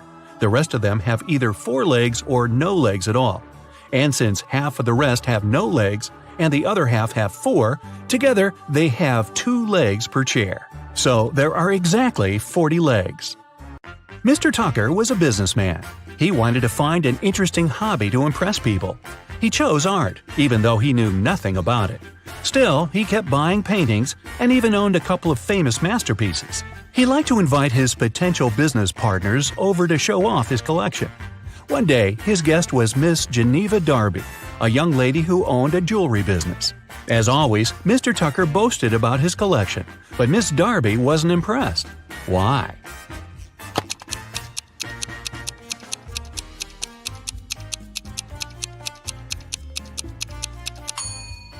Look closer at this supposedly 16th century painting. There are a couple of cars on the road, but there were no cars at that time, so the painting must be fake. Evie and Kai were planning to go on a bike tour with their friends. Unfortunately, Evie didn't feel well, so she canceled on her friends and asked Kai to stay with her. Kai was disappointed but agreed. Evie fell asleep.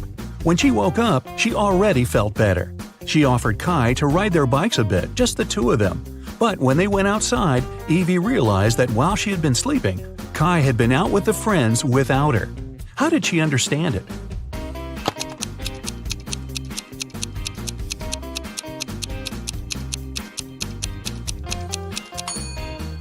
Look, Evie's bike is all wet. It must have been raining while she was asleep. But Kai's bike is dry. It means that he used it and then wiped it off. Or maybe he wasn't even in the area when it was raining. 2 weeks ago, a bank was robbed, but the robber hadn't been found yet. A phone call woke Detective Callum up in the middle of the night. His colleague reported that a farmer had found the money. When the detective arrived, he questioned the farmer. The man said, I argued with my wife and went outside. That's when I found a bag with money in a cornfield. Detective Callum asked if the farmer had noticed anything suspicious before. The farmer replied, about 2 weeks ago, before going to bed, I looked out of the window. I saw a man walking through the field. It was a full moon and I could clearly see his silhouette. But there wasn't enough light to notice more details about him. The farmer was arrested. Why?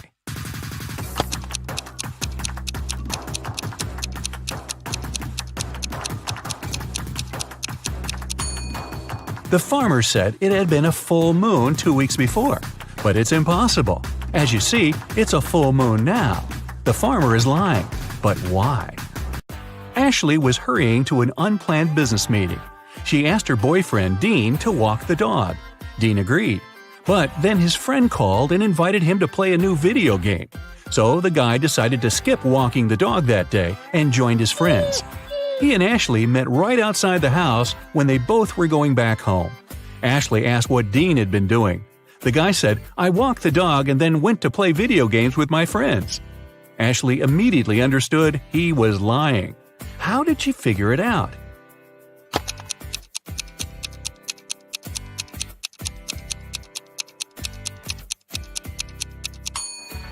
It's winter. Look at the footprints in the snow. There are Ashley's footprints going both ways and Dean's footprints going both ways too. But there are no dog footprints. Mrs. Rivers reported that someone had broken into her house. They stole all the money and jewelry she kept in her living room. Detective Callum arrived to investigate the crime.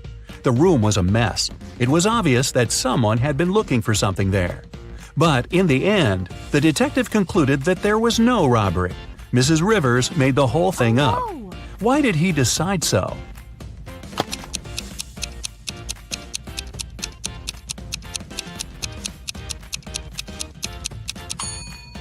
Look at this very expensive and fragile tea set lying on the floor. If a criminal had really been there, he wouldn't have cared about the set. It would be smashed after falling down. It seems that when Mrs. Rivers was staging a robbery, she didn't feel like breaking her expensive tea set. Viviana and Malcolm were working outside. Malcolm was repairing the roof, and Viviana was working in the garden. Suddenly, a hammer fell from the roof and hit Viviana on the head. She was taken to a hospital, and the police came to figure out what had happened. When Malcolm told them everything, the police arrested him for staging an accident. Why didn't they believe the guy?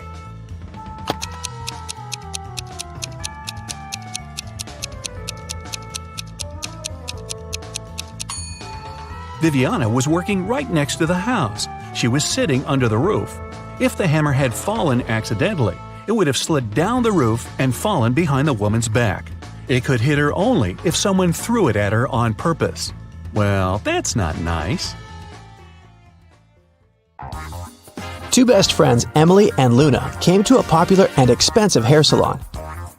At first, the administrator told the girls they had just one available hairstylist.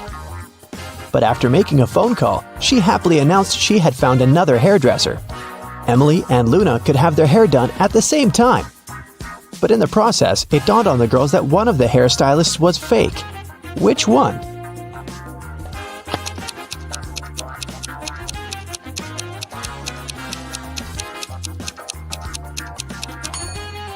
Hairstylists are using regular scissors, but instead of hairspray, the one on the left is holding a can of bug spray. Yeah, that's a big clue right there. Mary and her younger brother Alex were mushroom hunting in the forest. They started to quarrel. So Alex got angry and ran away. After several minutes, Mary rushed after him. She was still fuming but also worried. Soon, the girl reached a small river. A man was sitting on the shore. "Did you see a teenager here?" Mary asked. "Yep, he's just taken a boat and made it to the other side." But Mary didn't believe the man. Why?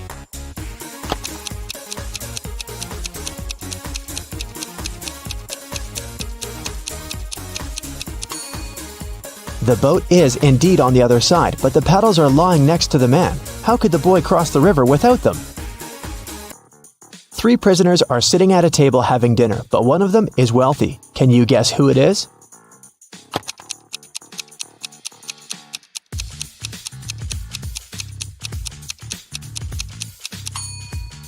It's not the guy with the steak and shrimps. The little tag on his shirt reveals he's a chef, and he likes to prepare a special treat for himself. The guy with the jewels shows that he's well off, but in prison, jewelry is basically worthless. It's the third guy.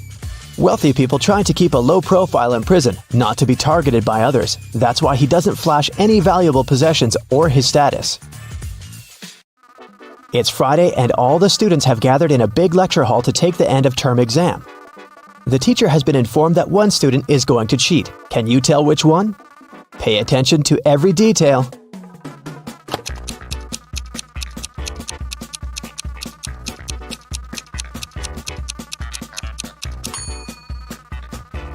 It's student C.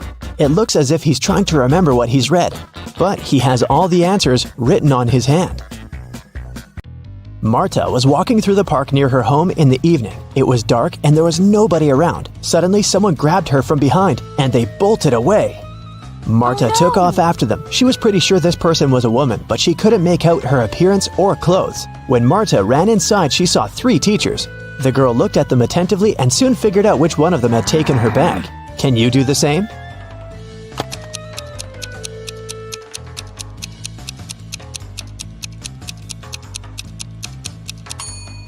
The woman in the middle wouldn't be able to run away with a cast on her leg. The one on the right doesn't have anything in her hands. Where would she hide Marta's bag so quickly? But the woman on the left has a big shopper bag on her shoulder. A real teacher wouldn't need to carry it in the classroom, so she was definitely the one who took the bag. Jonathan sneaked out of the house late in the evening to meet his girlfriend. The teenager thought he was extremely careful and quiet, but his whole family knew about his plan. They were aware the guy would return at midnight, so they decided to make a bet. The one who would see Nathan first when the guy started climbing the fence would be the winner. The prize would be no chores for them for 1 week. So as to not fall asleep, Nathan's dad switched on the TV. The teen's grandfather settled in the living room to read a book.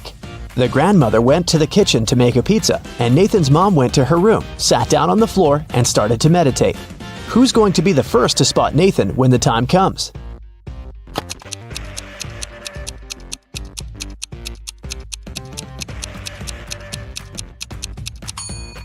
Nathan's mom. Her eyes will be used to the darkness, and she will see better than the others. Look at this picture closely and try to figure out who's from the future.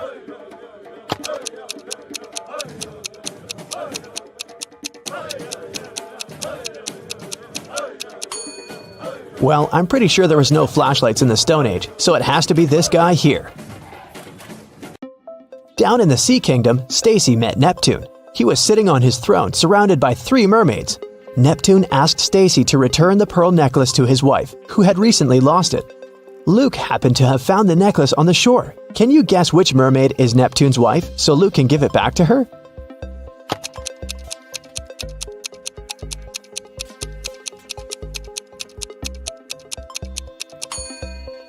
It's the third one. She's the only one who's wearing an engagement ring. Lisa was a famous top model. She was found unconscious in her dressing room during a photo shoot and taken to a hospital. Doctors said she had a severe allergic reaction, but when Lisa came to her senses, she insisted she hadn't eaten anything all day. The model's manager was very concerned and interrogated everyone who'd been around. Lisa's stylist said that she had applied Lisa's makeup and indeed hadn't seen her eat anything. The cleaning lady said she had cleaned the dressing room with organic, non-allergenic products.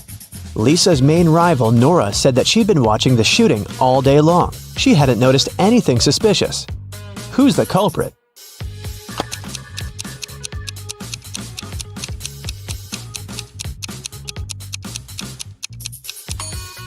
It was the stylist. Lipstick was the only thing Lisa could have swallowed that day.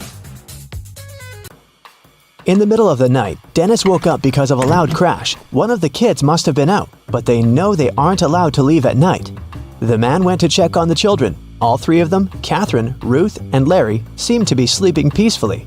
Look at the kids and try to figure out who sneaked out of the house.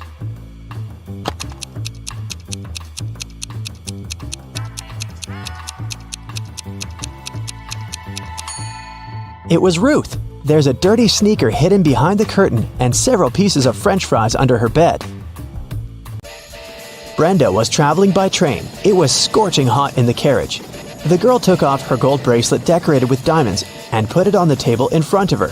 Several minutes later, the train entered a tunnel, and it got pitch dark. When the tunnel was left behind, there was no bracelet on the table. Brenda was shocked. "Someone's taken my bracelet!" There were just 3 other people in the compartment. Helen said she'd been sleeping. Rachel was reading a book on her phone, and Gregory had gone to the bathroom even before the train entered the tunnel. Who took the bracelet?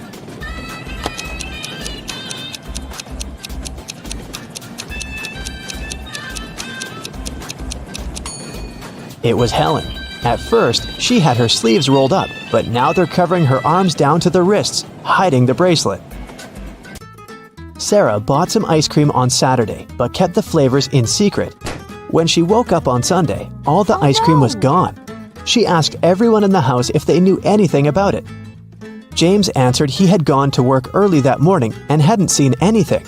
Mary said she wanted to have the new caramel ice cream in the afternoon. She felt bad she was going to miss it. John didn't even know there was ice cream in the house, but he was looking forward to trying it. Can you figure out who knows something?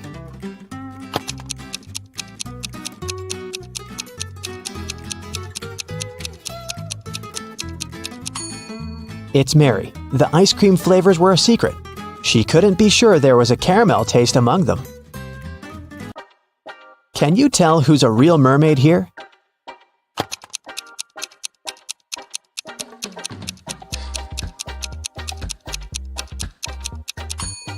The second one is a guy, so he definitely isn't a mermaid.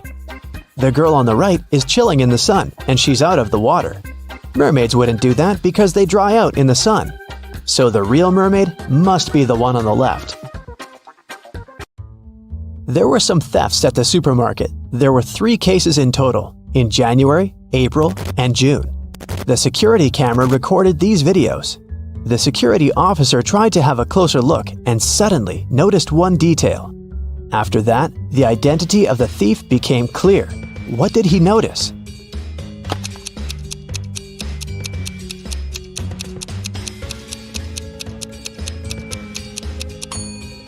It was the pregnant woman. The attentive security officer noticed that in January, she looked about 6 to 7 months pregnant. In June, she looked the same. Seems like it's the mysterious case of the baby bump that was really a canned ham. One day, a thief decided to rob the local bank. He came up with a brilliant plan to dress up as one of the bank tellers and try to sneak into the vault. As he was approaching the vault, he saw a security guard standing right in front of the door. The robber hadn't anticipated this, so he hid and watched the guard carefully when one of the actual bank tellers walked up to the door. The security guard said 12. The worker answered 6 and got in. Then another teller came up to the vault. When the security guard said 6, the person answered 3 and was granted access. The thief nonchalantly walked up to the security guard when the guard said 10. The robber confidently answered 5. He was arrested immediately. So why was the thief's answer wrong, and what could he have answered instead?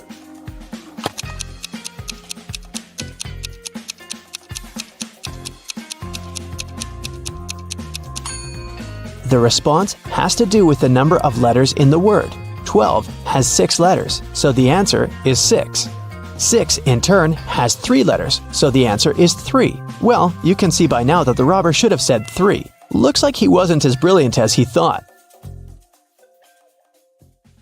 The royal family of Ravania were going to visit the city during their world trip, and, of course, they were all bringing their precious crowns with them.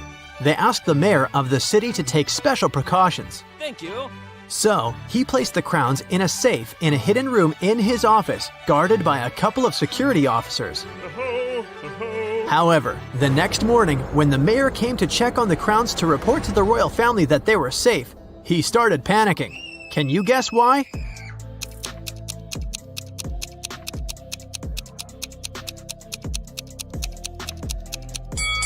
It's because the crowns inside the safe are not the real ones. The first crown has a price tag on it. The second crown is broken. And one of the gemstones on the third crown is missing. Oh no! That wouldn't happen if it was the real thing.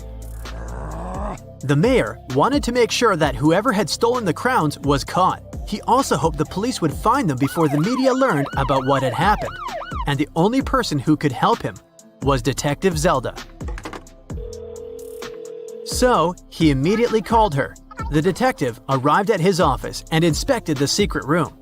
She noticed something that might help her with her investigation. Can you figure out what it is?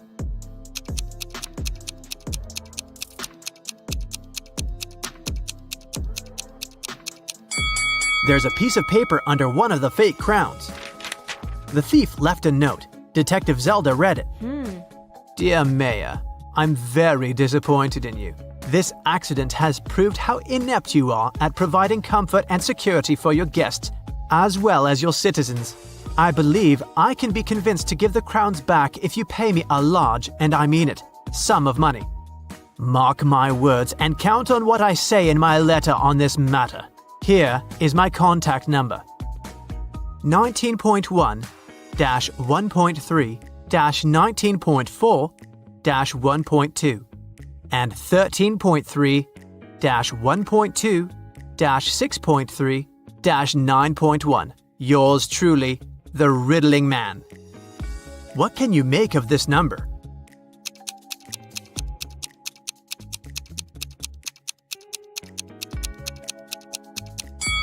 Well, the mayor thought it was a phone number. He immediately took his phone and dialed the number. But Just as Detective Zelda suspected, no one answered. In one of the last sentences of his letter, the riddling man underlined mark, words, count, and letter. That must be a hint. The number before the dot indicates which word you should look for in the note, and the number after the dot tells you which letter you need in that word. For example, 19.1 means you need to find the 19th word, which is comfort. The letter you need is the first one, which is C. When you do that for every number, you'll get Cafe West. Before Detective Zelda left for the cafe, she decided to check the security camera footage recorded at night. The mayor took her to the surveillance room. There were 3 different monitors, each showing the room from different angles. Detective Zelda realized only one of them was still recording live. The other 2 were showing fake images. Which recording is real and why?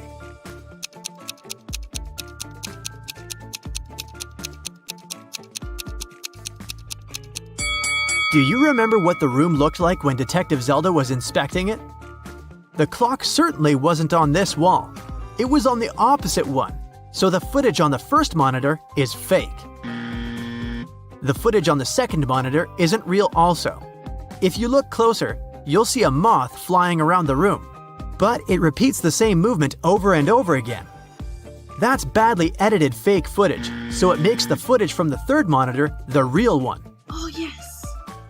Detective Zelda rewound the footage and found the moment when the riddling man had broken into the room. He was covering his face, so it was impossible to tell what he looked like. Still, Detective Zelda managed to notice something that could help her find the criminal. Can you tell what it is?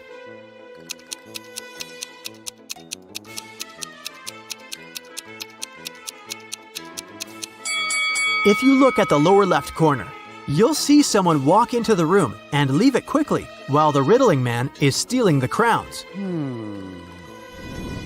Could that mean that the riddling man has a partner? To find that out, Detective Zelda questioned all the security guards who had been working the night shift. The first guard, George, said that he'd been keeping watch in front of the door. The only time he left his place was when he took a short bathroom break. The second guard, Joe, said he'd been standing in front of the door to the mayor's office all night, and the only person who took a break was George. The third guard, Brian, said he'd been right there by the door as well. Detective Zelda knew only one of them was telling the truth, and the other 2 were lying. Who is the liar?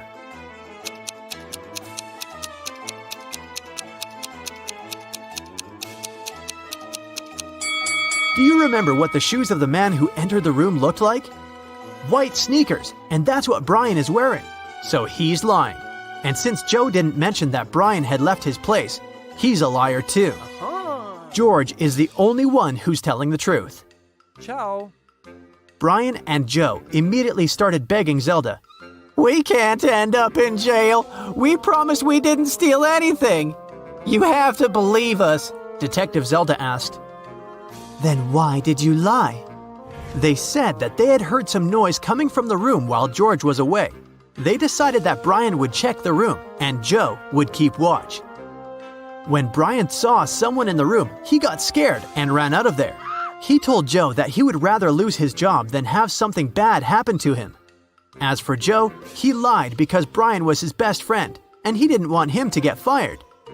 And since they never saw anyone enter or exit the room, they thought they were imagining things. After all, they were very tired. What do you think Zelda can do to check if the guards are telling the truth?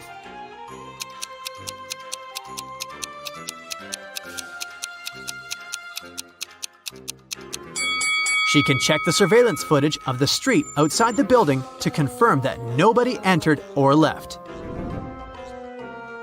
When Zelda couldn't see anyone even walk across the street, she came to the conclusion that Brian and Joe were telling the truth. Yeah. The detective decided to check the secret room once again to figure out how the riddling man had gotten inside. Sometime later, she managed to spot another hidden door. Can you see it too?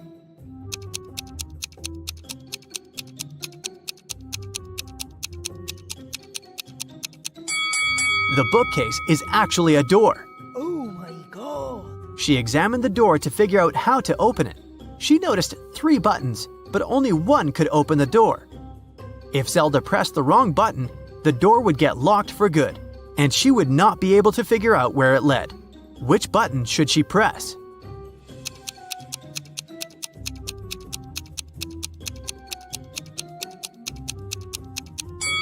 Take a look at the books next to the buttons.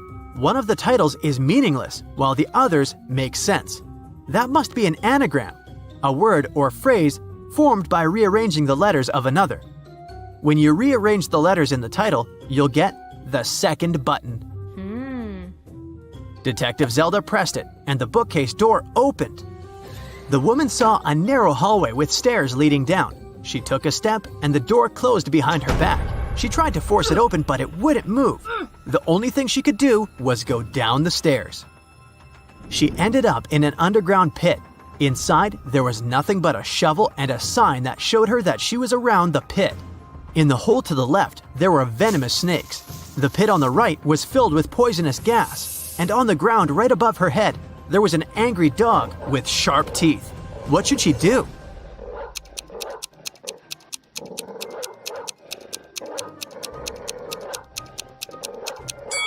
She should dig upwards. She needs to listen to the sounds the dog makes and wait for the animal to fall asleep. Then she should walk quietly past it. That must be how the riddling man entered and left the room. Detective Zelda didn't want to waste any more time, so she headed to Cafe West. A guy sitting at the table in the corner caught her eye. He looked suspicious. When Detective Zelda started walking towards him, he quickly wrote something on the newspaper he'd been reading. Then he ran away through the back door. Detective Zelda tried to catch him, but failed. She checked the paper and found another note. It said, "You're not the mayor, but I'll give him one last chance. It looks like you work for him, so bring me $20 million in cash. We can meet at the building that has the most stories in 2 hours." What building does the riddling man mean?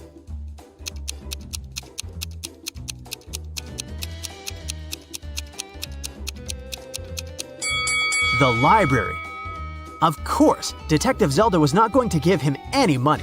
She took an empty bag to trick him into believing she had the cash so that he wouldn't run away.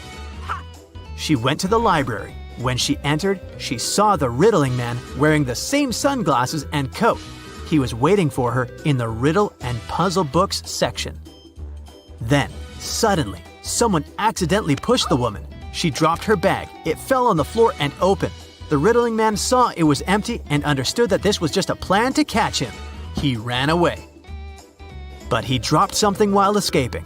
It was a library book, and there was a library card inside. It had 3 different addresses of 3 different people who had borrowed the book before. Zelda immediately realized which was the riddling man's address. How did she figure it out?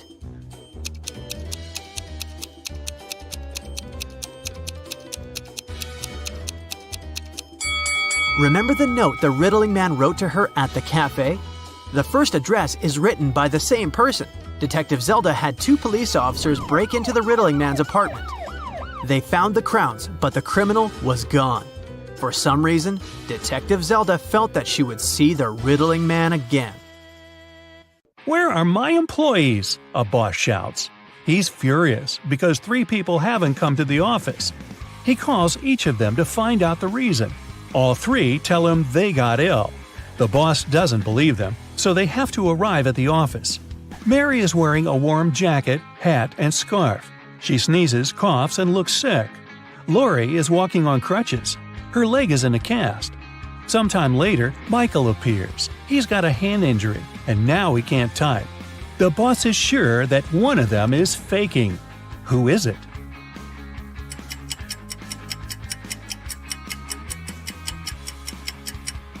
Mike's left arm is broken, but his phone is in his left pocket. He must have used his broken arm to put it there, which means he's pretending. Apparently, he just didn't want to come to work. Jerry is walking through the woods. He's cold, hungry, and lost. The guy takes a few steps and stops because he hears something. He goes toward the source of the sound and finds a large clearing. There are 3 houses. Which one should Jerry enter?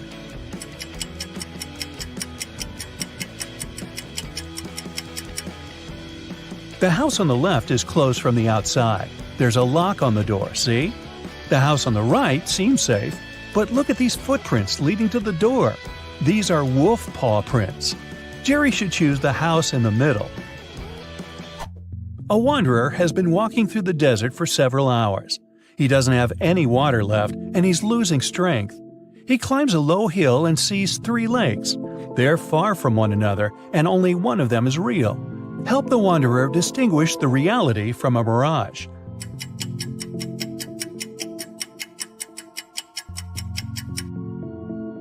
There are palm trees near all the lakes, but only one of them reflects the trees.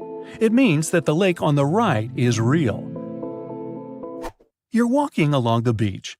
Suddenly, you hear a scream. A woman is calling for help. She's drowning.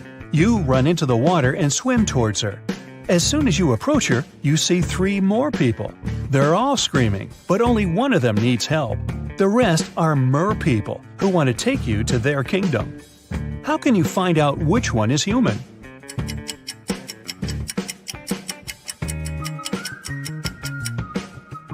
Dive under the water to see who has a fishtail. Richard likes abandoned buildings and old castles. Today he's going to check a huge house that belonged to a vampire a long time ago. Well, that's what the legends say. Richard certainly doesn't believe this. He takes his camera and sets off. It's dark and cold inside the house. Crackling sounds are coming from the corridor. Richard shines a flashlight and sees 3 vampires. Richard starts running away, but then he stops and returns. It seems these vampires are fake. How did the guy understand this?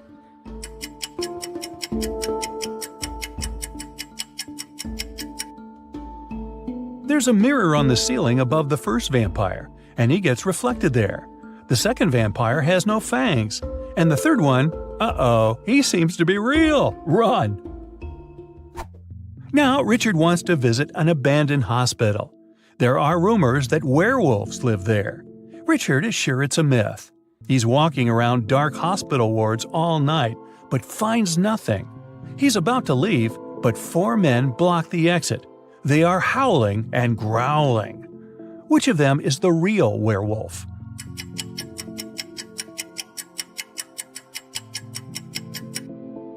No one. The full moon is shining through the windows, but these people haven't turned into monsters. But still, Richard runs away. It seems these guys are really crazy. A rich man comes to an exhibition of modern art. He's going to buy a new painting for his collection. The owner of the exhibition shows him 3 works of different artists. In the first picture, there's a green triangle with a sunflower in the middle. The second painting is of a tiger taking a selfie on his phone. In the third picture, there's a flying house. The collector is sure that one of the paintings is fake. Which one?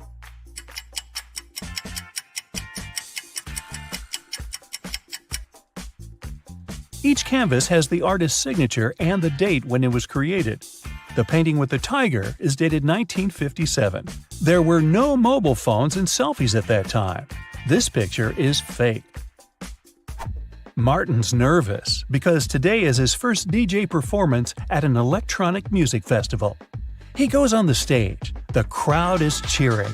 Martin puts on his headphones and turns on the first track. Music is playing, but people aren't dancing. Why?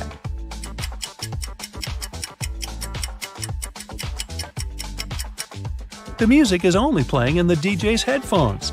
Martin hasn't connected the wire to the speakers, see?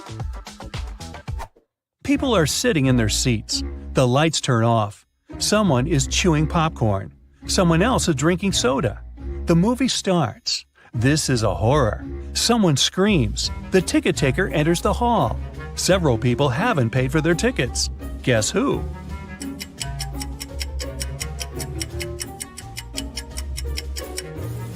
No one has a ticket here. Free entrance, the note pinned to the back door claims.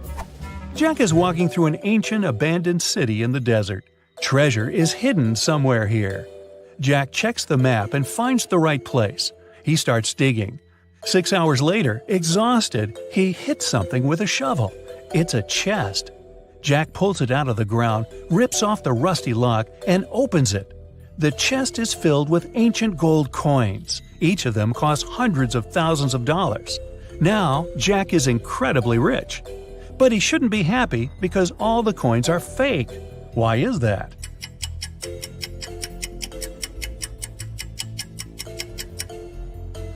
Each coin has a date, 145 BCE. It seems they're really old. But people who lived at that time couldn't write BCE on their coins because they didn't know they lived before the current era. Peter and Zach continue their journey. In the evening, the guys saw these three hitchhikers not far from a bus stop. They could only pick up one person. Who should they choose?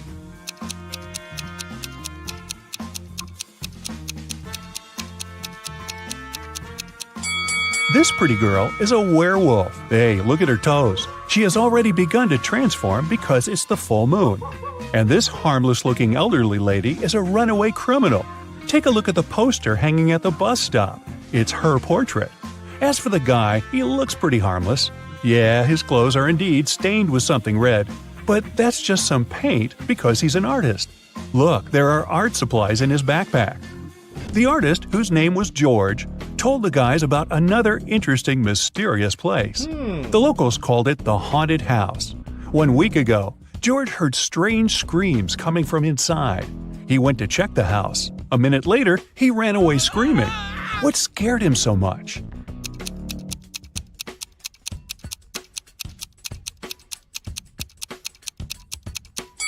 The portrait of this creepy clown is moving. Zach and Peter decided to explore that haunted house. When they entered the building, they didn't see any portraits, but they heard screams coming from the basement. They walked downstairs and found a loudspeaker that replayed the screams over and over again. There was a clown costume in the closet. Zach and Peter found 3 suspects among the neighbors and asked them just one question. What did you do 1 week ago? Mr. Daniel said, I was on vacation in Spain for 2 weeks. We came back yesterday. Jessica said, I have very sensitive skin. I wouldn't spoil it by wearing a clown mask. As for Henry, he said he had been preparing for his tests at college 24/7. Who's lying?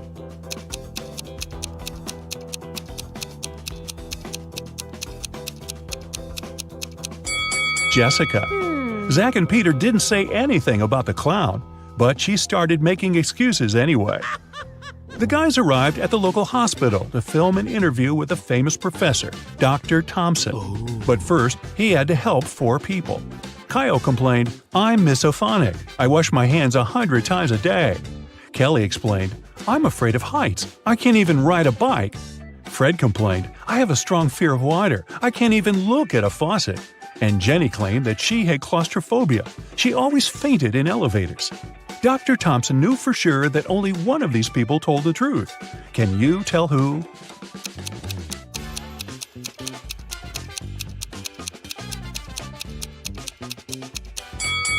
Fred can't be afraid of water. He has an aquarium with fish in his house. Jenny lives in a tiny van, so she can't have claustrophobia. And Kyle's apartment is too messy for someone who has a fear of dirt and germs. So it's Kelly. She sleeps on the floor, which is normal for someone with an abnormal fear of heights. Next stop, creepy caves. Zach and Peter went to see ancient ruins in the middle of the woods. Many people had disappeared there. The guys heard weird screams coming from the cave, ran toward the sound, and got lost. Suddenly, they saw 3 tunnels. The first tunnel was filled with fire. A hungry vampire was waiting in the second tunnel. And the third tunnel was filled with poisonous apples. Which way should they choose?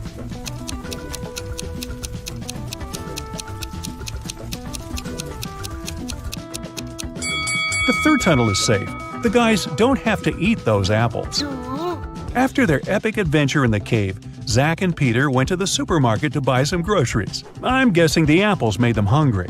Can you see a ghost in this room?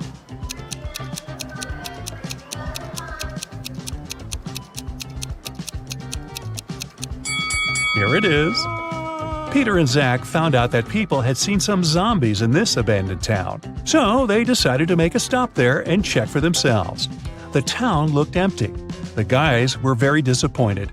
But suddenly, a crowd of hungry zombies popped out of nowhere and started chasing them. The guys ran into a hospital and locked the door.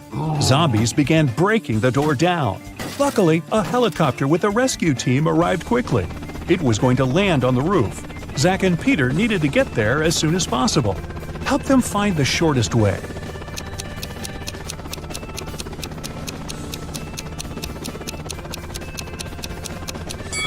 Here's the way. After saving the guys, the rescue team invited Peter and Zach to go skydiving together. They agreed and put on parachutes. They took this picture inside the plane right before the jump. Can you tell which of these people is in danger?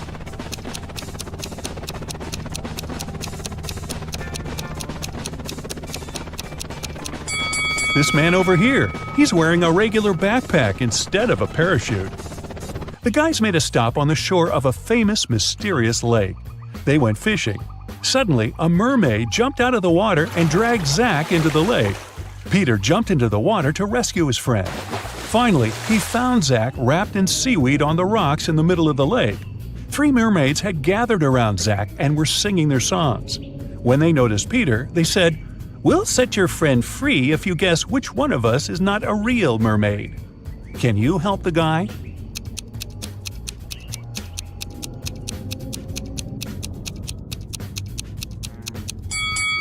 This lady over there, her tail isn't real. Sometime later, Peter's aunt, Sarah, called them. She was very upset. She found out that she had left her diamond ring in the guy's trailer. Peter found the ring and said, "No worries, we're going to send it back to you." But there was a problem. If he sent it by post without locking the box, the ring would be stolen. Both Peter and Sarah had some locks, but neither of them had the key that would open the lock of the other. Still, they managed to make it work and Sarah got her ring back. How did they do it?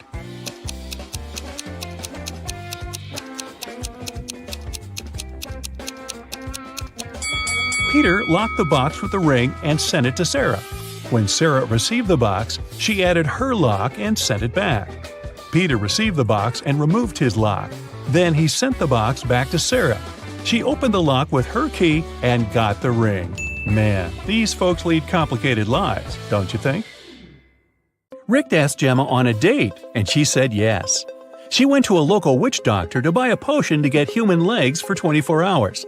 The door to the witch's house was locked, and the note said, "If you want to meet me, find the key first." Can you help Gemma find the key?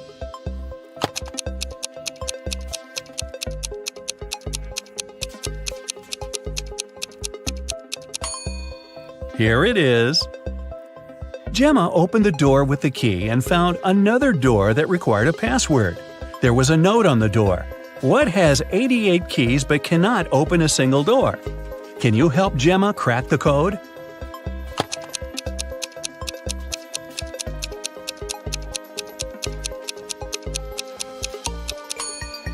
It's a piano. Gemma didn't have any money. The witch offered her this deal. If you guess my riddle, I'll give you the potion for free. But if you don't crack it, you will be my servant forever. So listen, 2 in a hole and 4 in a pack. 6 in a trio, you see. 8's a quartet, but what you must get is the name that fits just one of me. What am I? Gemma cracked this riddle right away and got her potion. What about you?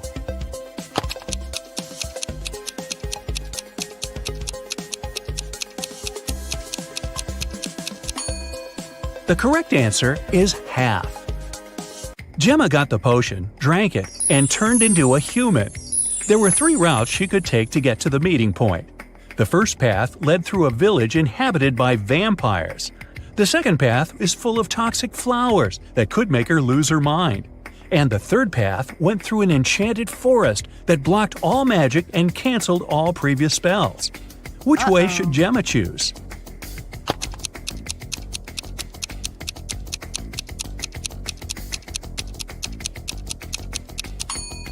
The first option is the safest. It's a sunny day and vampires are probably sleeping. Rick and Gemma met at a restaurant called 3 Mermaids. But there are only 2 statues of mermaids on the porch.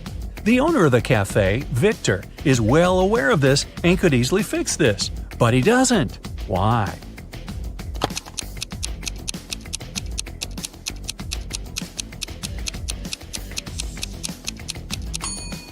This is his business strategy. Passers-by notice the mistake, enter the restaurant to inform the owner, and often stay for lunch. Rick is a detective at the police station. During his dinner with Gemma, he received an urgent call from work. Jeff, a country house owner, said that his housekeeper had tried to get rid of him. The night before, the housekeeper gave him an apple for dessert. The man took a bite and passed out. He woke up the next morning and immediately called the police. Rick and Gemma went to the crime scene. The housekeeper denied everything. Gemma didn't know who to believe, but when Rick examined the crime scene, he understood who was lying right away. Who's the liar, the housekeeper or the owner?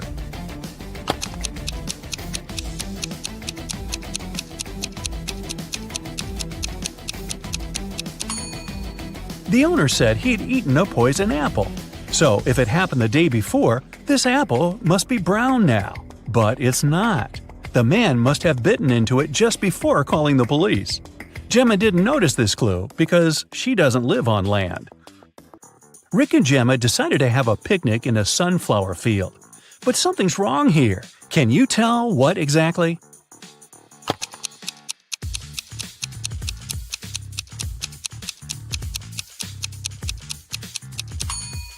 The wind is blowing the clouds to the right, but the sunflowers are swinging to the left. That's impossible.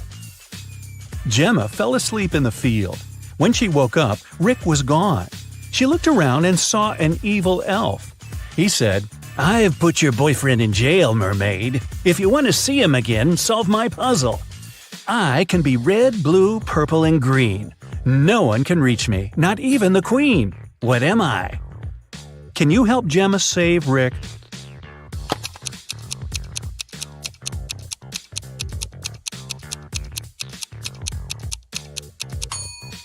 The correct answer is rainbow.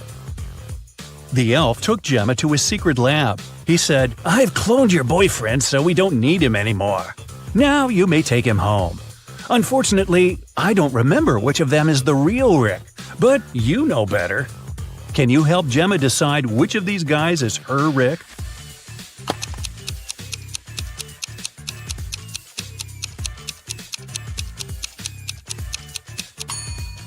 This guy has 3 fingers. This Rick's teeth are too sharp for a human. This Rick lacks eyebrows, and this one has pointed ears. So this one is the only real human. The elf returned Rick to Gemma. The guys rushed away from his lab. It began to rain, and they decided to hide in an old, creepy castle. When they entered the building, they saw a beautiful fountain. That's when Rick and Gemma realized that they were not alone. There were many ghosts in this castle. Can you figure out the exact number?